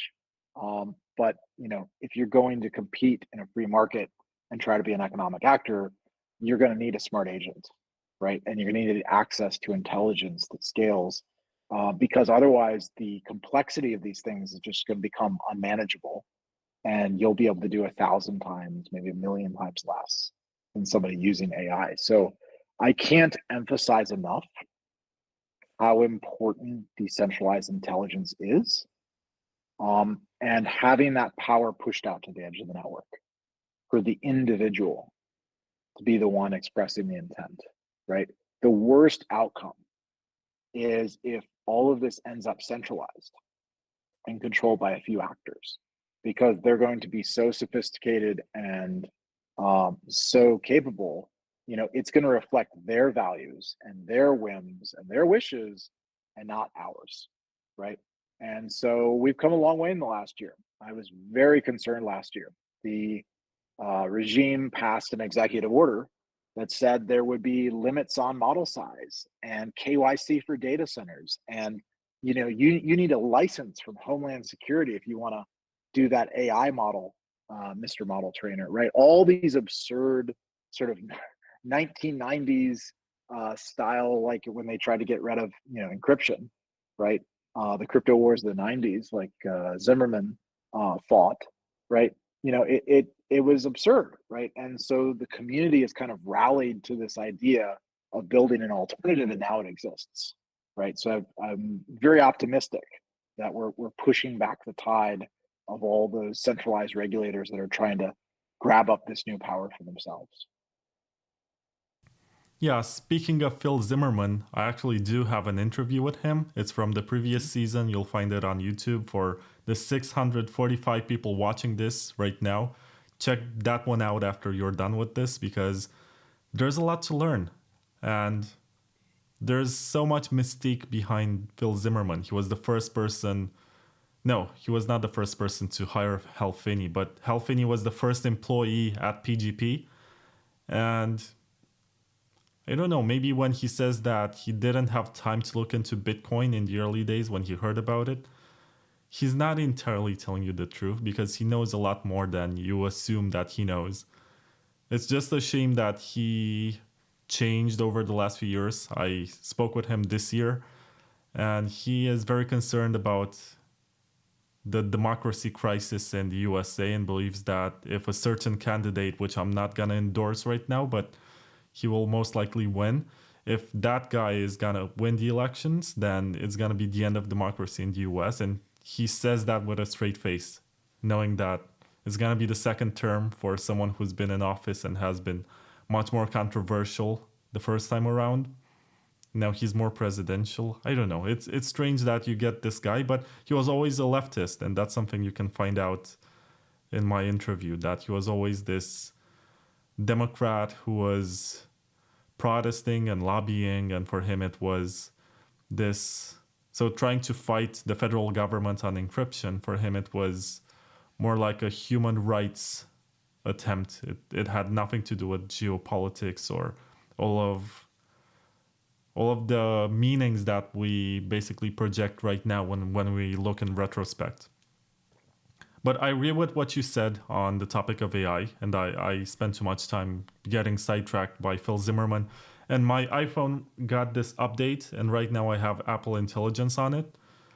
And I'm afraid to use it, honestly. Not because I'm afraid of the tech per se, but I see this as a way to feed information into some sort of data giant that's surveilling me and is going to know everything about myself. And I do agree it's convenient to talk to Siri and say what you need, and he or she or it is going to solve all of your problems. But I'm very skeptical that this closed source approach with OpenAI, which is not open at all, is going to actually work. And I also don't like too much what Elon is doing with Grok, which is not open source as far as I know. But at least it's more, how should I put it, permissive or less restrictive. It doesn't limit your ability to generate content as much as ChatGPT does. And maybe that one of the open source ones is gonna one day get integrated, or at least become an option. Just like, I guess initially when you got search engines on your phone, you could only use Google. or maybe what was the other one? Yahoo? Yeah, I remember Alta Vista. There were a bunch of them. Ask Ask Jeeves. Jeeves. Yeah, back in the day. I have good news. Grok has been open source now. So Elon released, at least for Grok version 1, the weights. Um, and he said very clearly, I was at an event recently at XAI, and he said very clearly they're going to open source Grok 2.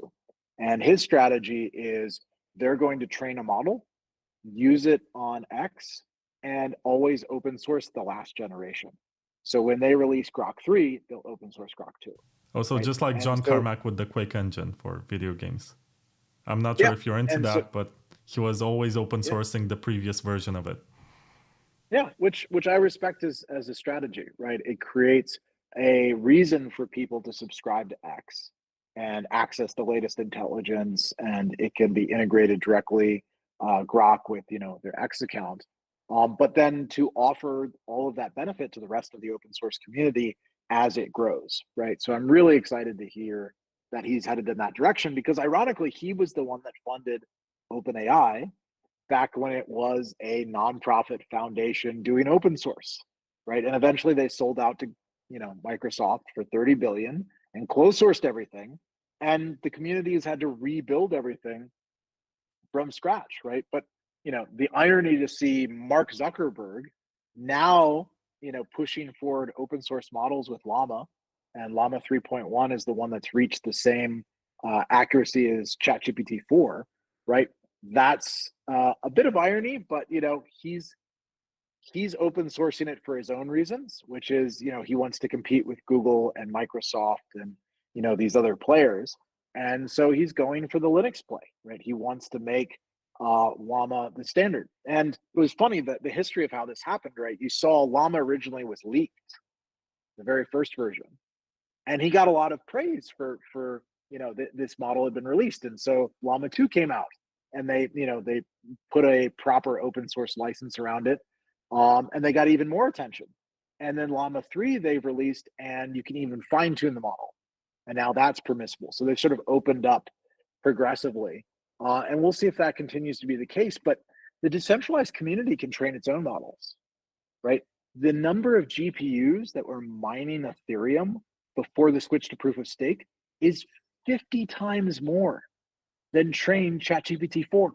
There's no shortage of compute in the crypto world. Like Bitcoin and Ethereum, all these other protocols have proven that if you offer an incentive, there's plenty of global compute that will show up and compete for that incentive. So you've got BitTensor and Akash and all these protocols that have come out to train the models, right? And what Morpheus has been focused on is creating the demand side of that equation, using those models, using that compute to power these smart agents. So you sort of need all of those pieces, but together we have decentralized GPUs and decentralized models and decentralized smart agents, ultimately owned by an individual, right? And so that's what's happening is, people have in their mind that a couple of companies own all the GPUs. They don't. The open source community owns far more computation than a couple of large corporates, right? And so we need to sort of reclaim our own optimism and say, we got this, right? We can build these alternative systems. They can be better than the closed source ones. And that's exactly what's happened last year. So, applying Johnston's law to hardware, do you believe that we're going to have more decentralization for these machines that are running AI, which are mostly GPUs, and also for hopefully Bitcoin ASICs, which seem to be manufactured by the same two companies? Because it's been such a long time that we have set industry standards. I think NVIDIA had this edge from building rigs for video gamers, and then they discovered that they have the computation to do something else too. In the case of Avalon and what's the company that makes Antminers? Bitmain. They had the first mover advantage. Actually, no, it was Butterfly Labs that was first, but they seem to have this monopoly on hardware that's being used. And I don't think that's super convenient or competitive or fair. a lot of people buy devices that have previously been used. And also the issue of shipping from China is still here. If we're gonna get a certain guy elected as president, he's gonna add tariffs. So do you believe that there could be decentralization in this, or chip manufacturing is more efficient to get built in China or Taiwan? Well, the question is largely one of scale, right? To build a foundry is billions of dollars, right? And so it's been a question of like, when does the industry get to the point where there's enough an incentive, right? And today, miners of Bitcoin are earning billions of dollars a year. So we may be getting to that level where it makes sense that the industry is going to see its own foundries, right? Because right now it all bottlenecks into a couple of Samsung, TSMC, Intel, a few others. But there's sort of a renaissance in foundries being built in the US the last few years, right? Because of the geopolitical risk around China, is all of a sudden people care about that. And maybe we shouldn't have 90% of the world's, chip manufacturing, a couple of miles away from China, right? And so you're seeing this diversification, this decentralization of foundries in Japan, in the US, and Europe, all over the world. I think that can lead to more equipment producers, and some of them have already moved out of China, right? Beyond Bitmain, their main competitor, I believe, is in Malaysia, right? And so we've already seen sort of some of that move, and there's no shortage of chip talent in the US, especially with these new foundries. It would be really interesting to see more ASICs coming out of the US and other jurisdictions. But I don't think it's necessarily critical because it's become very much a commodity, right? These are highly commoditized producers at this point, and the commodity really flows to the people that have the cheap power, and that's as much a critical piece as anything, right? So you had a huge concentration in China before they kicked the miners out, and most of them have moved to Texas, right?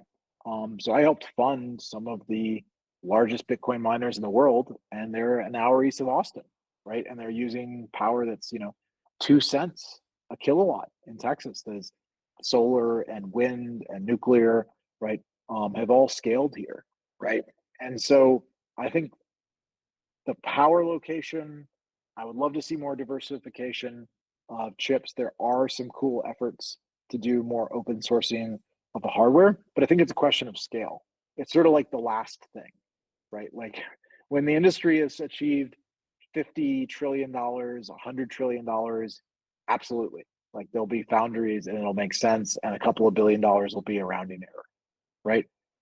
But think of how far we've already come, right? From CPUs to GPUs to ASICs was a huge evolution, and you had Avalon and some of those early players like you talked about early on, and then over time, now we have millions of ASICs. But the same thing's happening for AI too. It started with GPUs, and now people are going towards building ASICs that do nothing but large language models or diffusion models. They're building it into the hardware itself, like Xtropic. Beth Bezos is leading one of the most interesting startups try to use thermodynamic noise in order to solve for basically AI ASICs. So as that industry matures, it's going to go through the same evolution that we saw with Bitcoin mining, and specialization takes over. But specialization and scale tends to lead to a couple of players. But the key is it's still free for anybody to enter or exit the market. Because the moment one of those players fails, somebody will step up to replace them and take their market share, right? So we don't need 1,000 ASIC producers necessarily. We need a free and open market where anybody that fails to compete or be fair or to sell at reasonable prices is going to be replaced by somebody that will. I did not want to interrupt you, but did you call him Beth Bezos? Mm-hmm. Yeah. Beth Bezos, not Jeff Bezos, but Beth Bezos. So the character, the the pseudonymous handle for Gil, who's now been doxxed by I believe it was Forbes, one of the authors, took it upon themselves to launch an investigation to who this guy promoting effective accelerationism was, who's behind this EAC thing. And it turns out it was a quantum scientist and ASIC entrepreneur, Gil, who's originally from Canada, now lives out in the West Coast. But he's created this movement, right? This idea of techno optimism and wrapping it together in a philosophy most people refer to as EAC. But yes, if you're not following his X handle, Beth Bezos, it is highly entertaining and sort of aligned with a lot of the things we talked about. But it was funny meeting him and talking to him. He didn't come from the free market economics perspective. He came from like a first principles physics perspective and arrived at a lot of the same conclusions about you have to have variance, you have to have, the ability for innovation, and he derived them from an entirely different direction around engineering and physics and not from free market economics like a lot of the OG Bitcoiners. But it was really refreshing to hear. And he's kind of really launched this effort to sort of unite the tribes, right? Decentralized accelerationists, effective accelerationists, like people, if you see EAC or DEAC, like people are using that same kind of meme and that mimetic idea to express like, yes, we can actually build things and be optimistic about the future and let's go do it, right? And get away from this doomer, philosophy that, you can only achieve something through, restricting and, reducing and, eliminating your carbon footprint or whatever. It's like, no, we have technology, we can solve these problems, let's go do it, right? And that's been very refreshing. Yeah, that's very cool. I just followed Beth Bezos, which is actually at based Beth Bezos on Twitter. I was not aware of his work. Now I gotta really catch up and see what he's up to. Yep. Maybe you should too. It's an exciting field out there, and there's so much to discover. I was going to ask you, you've been in Bitcoin since 2012, so that's almost 14 years. We're in November. I guess it will be a long time, 13 years next year. And I want to ask you, where do you see Bitcoin in the next 13 years? Because you've seen all of these events. I guess we got so big so fast. Nobody expected this to happen. We are a political subject right now that's being discussed by at least one of the major political parties in the US. And I expect as time passes for this to become a trend around the world, with candidates praising Bitcoin and saying they're going to defend self-custody and they want to protect minors and keep them within the borders of one country. It's an interesting dynamic, but where do you see it going in the next decade or so? So I think Bitcoin will emerge as one of the reserve currencies of the world, right? Because if you look outside of the context, 1 second, I got a sick kid.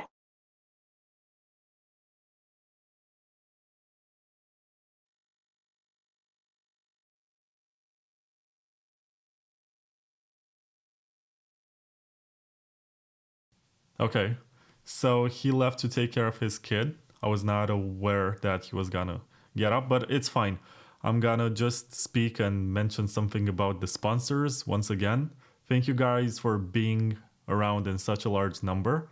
761 viewers live right now. It's pretty impressive. Check out Sideshift.ai and Layer 2 Labs and Starkware and Huddling.ch. They are the ones that are enabling this episode to exist, and they're basically paying me to travel and do interviews and spend all my day on Twitter just looking for guests, looking for interesting ideas, different perspectives. And if you enjoyed what you have heard today, and I think it's pretty impressive, this guy, David A. Johnston, he's an OG and he has worked for the Omni layer. And at the time, there was this hope that everything is going to get built on Bitcoin, even if there were concerns about scalability. Now the vision is more clear. And you are back, David. You can take it from here. You can say where you see the future of Bitcoin. I had to fill in for people watching this live. You're good. I've had kid number 6, so I'm in dad mode right now, and just working from the house. So life is good. More life is better. I think it's going to end up being this reserve currency, right, for the world, right? You look at the reserve currencies today, and you have the dollar, the euro, the yen, the yuan, and the British pound, right? Those are the top 5, and number 6 is Switzerland. But outside of that, most currencies are trash. They basically devalue to the value of the paper that they're printed on, right? Over in my office in the other room, I have in frames 100 failed government currencies. And most of them were printed in the last 30 years, right? So keep in mind the average fiat currency lasts about 23 years. And there are about 200 of them in the world. So at any one time, there are 4 or 5 government currencies failing somewhere in the world. They're just not in the country you live in, right? So we take for granted this financial stability, but most places average between 10 and 20% inflation per year. Add on a bunch of capital restrictions and everything else. So where do we see the mass adoption of Bitcoin and crypto? We see it in Nigeria, in Turkey, in Argentina, in places like Vietnam and Indonesia, right? It's in places that have, let's say, a functional economy, but a really high inflation rate, and people are looking for an alternative. Those are the places that are quickly approaching 50% adoption, right? And they're going to get there long before the Western countries do. And so I think El Salvador is an interesting test case, because here you have a country that doesn't want to be beholden to dollars, but doesn't want to be beholden to yuan either, right? They want financial independence. And I think the IMF was charging them something like 12 or 13%, these predatory interest rates. And all of a sudden comes along the Bitcoin community that will lend to them for 6%. Wow, that's really interesting. If you are a country that's in that category outside of the big reserve currencies, and you don't want to be beholden to China or the US, all of a sudden you have an independent monetary option that is reliable and steady and doesn't have these inflationary problems. And so one by one, I think we're going to see all these countries, whether from top down, like in El Salvador, where you have some leader who sees the value, or bottom up, like we're seeing in Nigeria and other places, and it's just become the de facto thing everybody uses, whether the government acknowledges it or not, right? That's what's happening. That's what's driving the adoption. That's where the first billion, 2 billion, 3 billion users are going to come from. It's where they actually feel the pain point. So that's the thing I see for Bitcoin. And those are the things we dreamt about back in 2012, 2013, talking on the forums, one day countries are going to use Bitcoin. And here we are, right? And so it's amazing how far it's come. We got a ways to go, but I think we're halfway there, right? So to go back to the exponential curve, we're only 2%, 1% of the way of converting the world's assets onto Bitcoin and these decentralized ledgers, but it keeps doubling every year. And it doesn't take that long in an exponential to get halfway. So I encourage people, it's taken 12, 15 years to get here, but I think we're going to get to mass adoption in the next 5 to 7 years, because that's when you get to 10% becomes 20%, becomes 40%, becomes the majority of the economic activity, just like we saw with the internet, right? It took a long time from Tim Berners-Lee in 91 to, the 2000s to reach the first billion users, but then very quickly, it popped over the majority of the world, right? And I think we're in the same trajectory with Bitcoin. Yeah, I like your optimism and the fact that you haven't mentioned anything about price, right? You don't think about valuation against USD, you think about adoption. And on the topic of adoption, aren't you disappointed that right now the trend is to onboard people with stable coins as opposed to using Bitcoin or something else?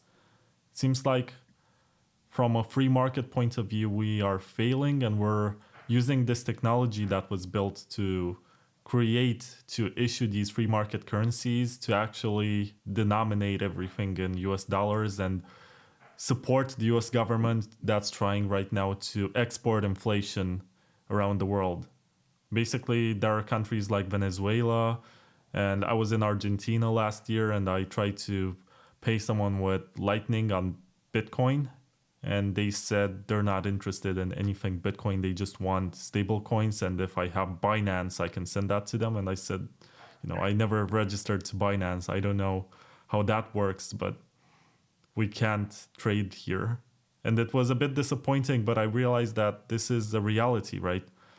Stablecoins are not for the developed world. They're for the developing world that wants to access the US dollar.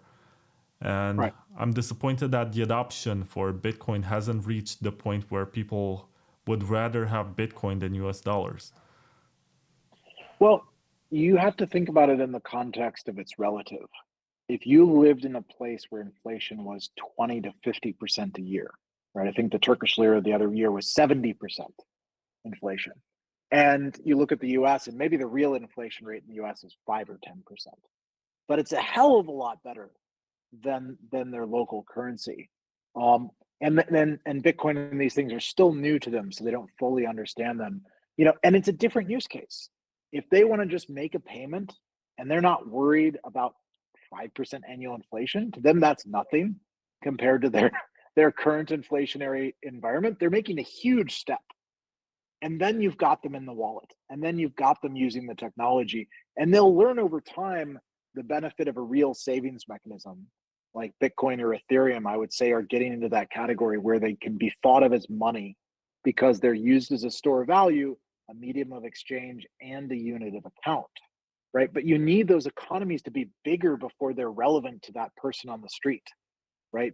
And today, stablecoins are a great entry point for those people to get a self-custody wallet and to move into this new universe. Like it's like saying, I'm disappointed because all the internet users, don't really understand the internet. They don't understand the protocols. They understand, the value of the academic research that's being done or things like that. It's okay that a billion people got on the internet just because they wanted to see their sports team, and just because they wanted to use it for, some other purpose that wasn't, the research and development of the early users. Like most of the early internet users were engineers, right? They came out of universities and they were building things, right? But to go mainstream, it has to reflect the needs of the average user. And, for them, if they're just trying to get by and they're just trying to send money and they're just trying to do that faster and cheaper, it's okay. That's the way that they onboard. If Bitcoin is a good store of value, they'll find their way there, right? The same goes for Ethereum. The same goes for any of these technologies. But you got to go from 0 to 1, and the stablecoin is a really compelling way to go from 0 to 1. And it started on Bitcoin, right? Tether started on Bitcoin on the Omni protocol, and it spread to Ethereum. It spread to all these other chains. I think the largest volumes now are in Solana. That's okay, right? It's a way to get the masses into this technology and into this new framework. So I'm not discouraged by that. And there will always be a gap between people that are willing to spend the time understanding technology and learning investment and learning, why they should save money and build. But that's a big transition, right? That we have to take people from. And think about the context that they're coming from. If you lived somewhere where inflation was that high, you're just trying to survive, right? You're trying to go from, desperation to something stable. Let them take that first step, right? And anything that gets them to take that first step, it's like the people that deride Coinbase, which I think is so silly. They've done so much to onboard people into crypto and continue to do so much to push people towards self-custody, right? Of having a Bitcoin wallet that is separate from your exchange account. To Brian and their credit, they've continued putting people in that journey. And yes, they're basically a bank, and they do KYC, and they held custody. You can think of them as the world's friendliest, warmest bank, or you can think of them as a Bitcoin company. But the question is it benefiting people and getting them closer to use something where they have self-sovereignty? I think the answer is yes, unequivocally, yes, right? And so, again, if I'm aligned with somebody philosophically and we're trying to accomplish the same thing, I accept that it will take different tactics, different methods to get there. I'll ask you one last question and then let you go to take care of your sick child. So, in retrospect, if you could turn back time 10 years and do something different for Omni and what was getting built on it to prevent the rise of Ethereum, to basically turn that into the dominant layer where everything gets built, do you think it was possible? Or do you think this was the outcome that was meant to be? I think it's the outcome that was meant to be. In a lot of ways, again, to credit JR, he's the one that coded it up and built it. I wrote a research paper about it. I encouraged its adoption. But in a lot of ways, it inspired Ethereum. It validated the fact that there were a bunch of people who wanted to build things on top that you could, collect Bitcoin and offer a new token, and you could use this model. In a lot of ways, it laid the groundwork, right? And so many of those early guys ended up and worked on Ethereum, right? And I've sort of advocated for it. I wrote a research paper about Ethereum during their launch, right? I tried to do a research-based paper and publish it for basically the launch of every early protocol. I helped with the first, second layers, to give credit to Paul Snow, right, who created Factum, which is now called Accumulate. They built the first, second layer on both Bitcoin and Ethereum, right? Seeing way into the future, 5-10 years before people realized that you were going to need to scale through layers, right? And now billions of records are secured on Bitcoin and Ethereum using Accumulate, right? They've created these Merkle trees and they take the hash and they put it into a transaction and then extend that root of security from Bitcoin and Ethereum to all these other records, right? So there's so many people who have contributed to that journey along the way. I think of Gavin Andreessen, right, who took the reins from Satoshi and really shepherded Bitcoin into a real thing from a very experimental project. I don't think Gavin gets enough of credit, right, for his early work. And so, I think we're still early, but it's come a long way. I don't think you could have done it differently, right? It's easy to say in retrospect, oh, maybe JR should have written a paper closer to Vitalik's where it talked about generalized scripting, but he was just trying to take the first step, which was to put a digital asset onto Bitcoin and prove it could be done, right? The first implementation of colored coins, right? Which had been discussed since 2010, right? There was a 4-year gap between when people had proposed the idea to when somebody actually implemented it in April of 14. And so there's a lot of credit to him and all the guys that wrote about colored coins before that and had the concepts and ideas, but he really put it into action. Credit to Craig Sellers, right? He became the CTO of Omni Protocol and then later of Tether, right? And did the hard work of evangelizing this idea that you could use, dollars on Bitcoin. And the first $1 billion of Tether was on Bitcoin, long before it expanded to Ethereum in 2019. It lived and grew on Bitcoin. There were more assets on Bitcoin for years after Ethereum launched because of Tether, right?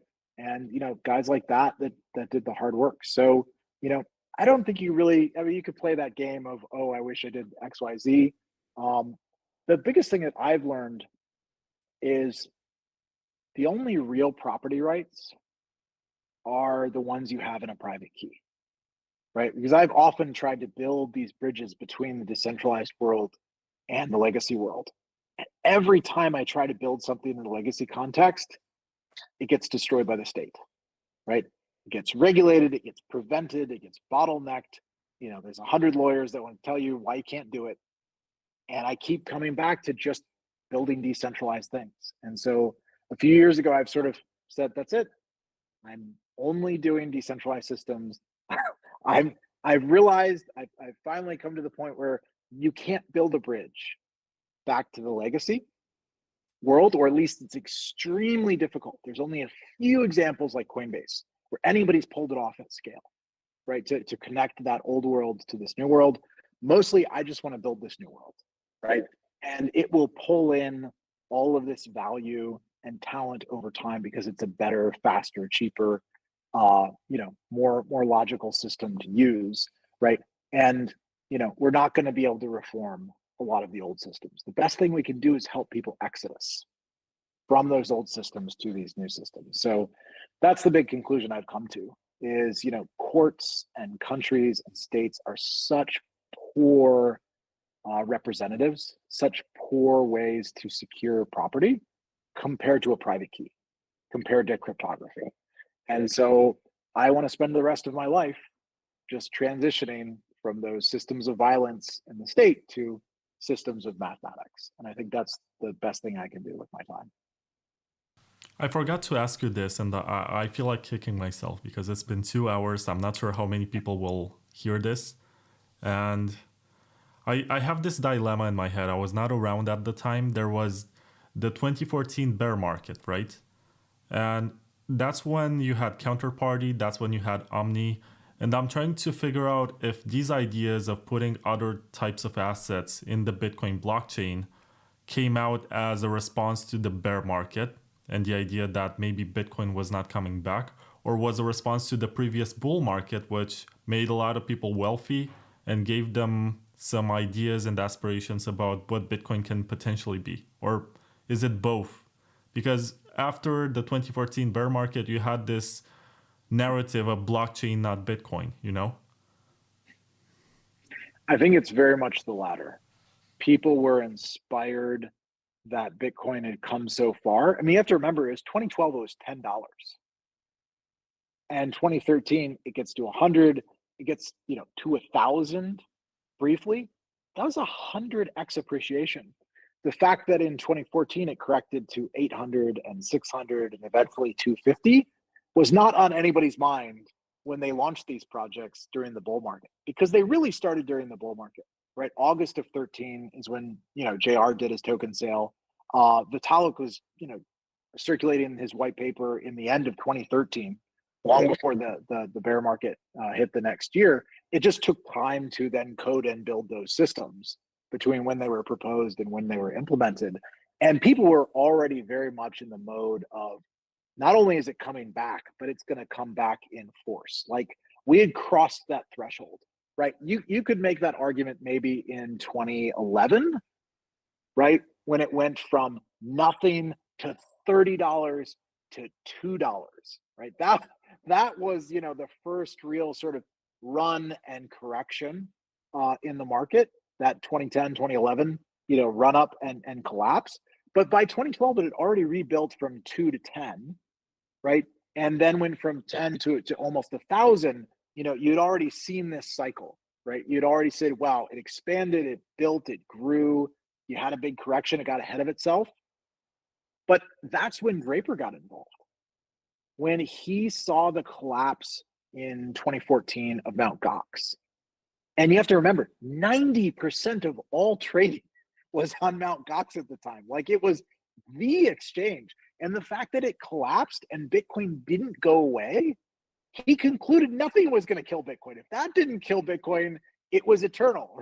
Right? So that's when he bought all those Bitcoin from the U.S. Marshals, right?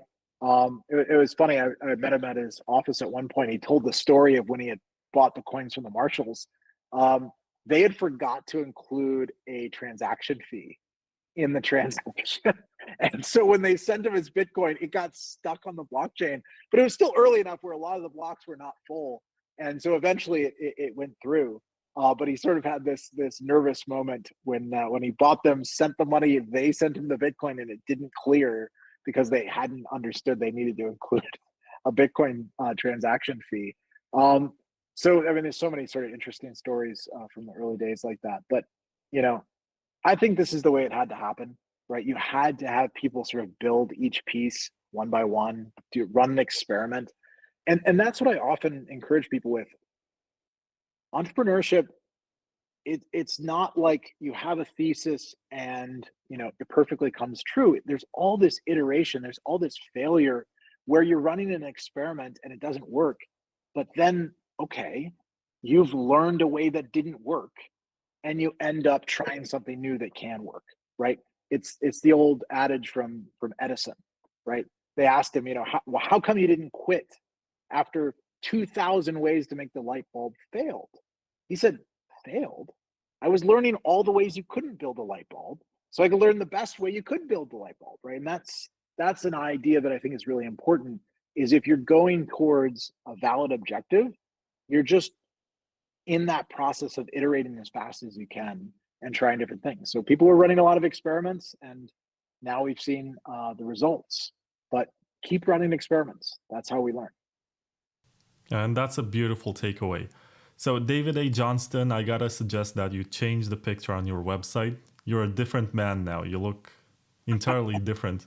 I'm happy I did not design a thumbnail using that from your website, because congratulations on the weight loss. Honestly, you look so much better. Thank you. Ozempic is a hell of a drug. I should have done it years ago. So I consider it the first longevity treatment. So yeah, go What was check the it out drug? if you have a similar. Well, it's a form of semaglutide, which is or semaglutides, as some people pronounce it. It's one of the weight loss drugs that's come out the last few years. It's incredibly effective at basically simulating the same effect your body has when it's full, and so you don't feel hungry anymore. And it doesn't really have a lot of downsides. Ozempic is the brand name that most people recognize, but don't pay for the brand name. Just go get the generics, and yeah, it's hugely transformative. But thank you. It's been great. I feel very healthy and energetic, and I want to be around for my kids for a very long time. So almost 40 too. So I grew out the beard. I lost all the weight. It's not quite a midlife crisis, but I'm having a lot of fun. So where can people keep up with your work, and where do you recommend that they check out your latest ideas? Sure. Well, I spend the most time on X, so follow me at DJohnston.EC, which is my handle. So D Johnston Echo Charlie, and yeah, I post most of my articles, my research. I'm exclusively doing contributions to open source projects at this point, and so Morpheus has been my big focus. I'm one of the repo maintainers for the open source on the smart contracts over there, which I really love, that it's fully decentralized. There's no company, there's no foundation, there's no DAO. It's just hundreds of open source contributors building this as a community.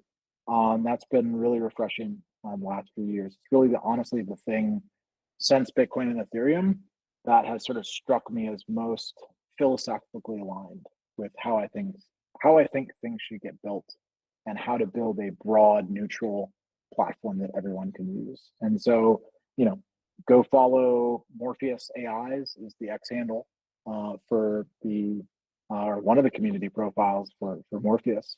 And yeah, that's where I post most of my thoughts these days on how to build decentralized AI. How do we each get a personal AI, and why that's so important.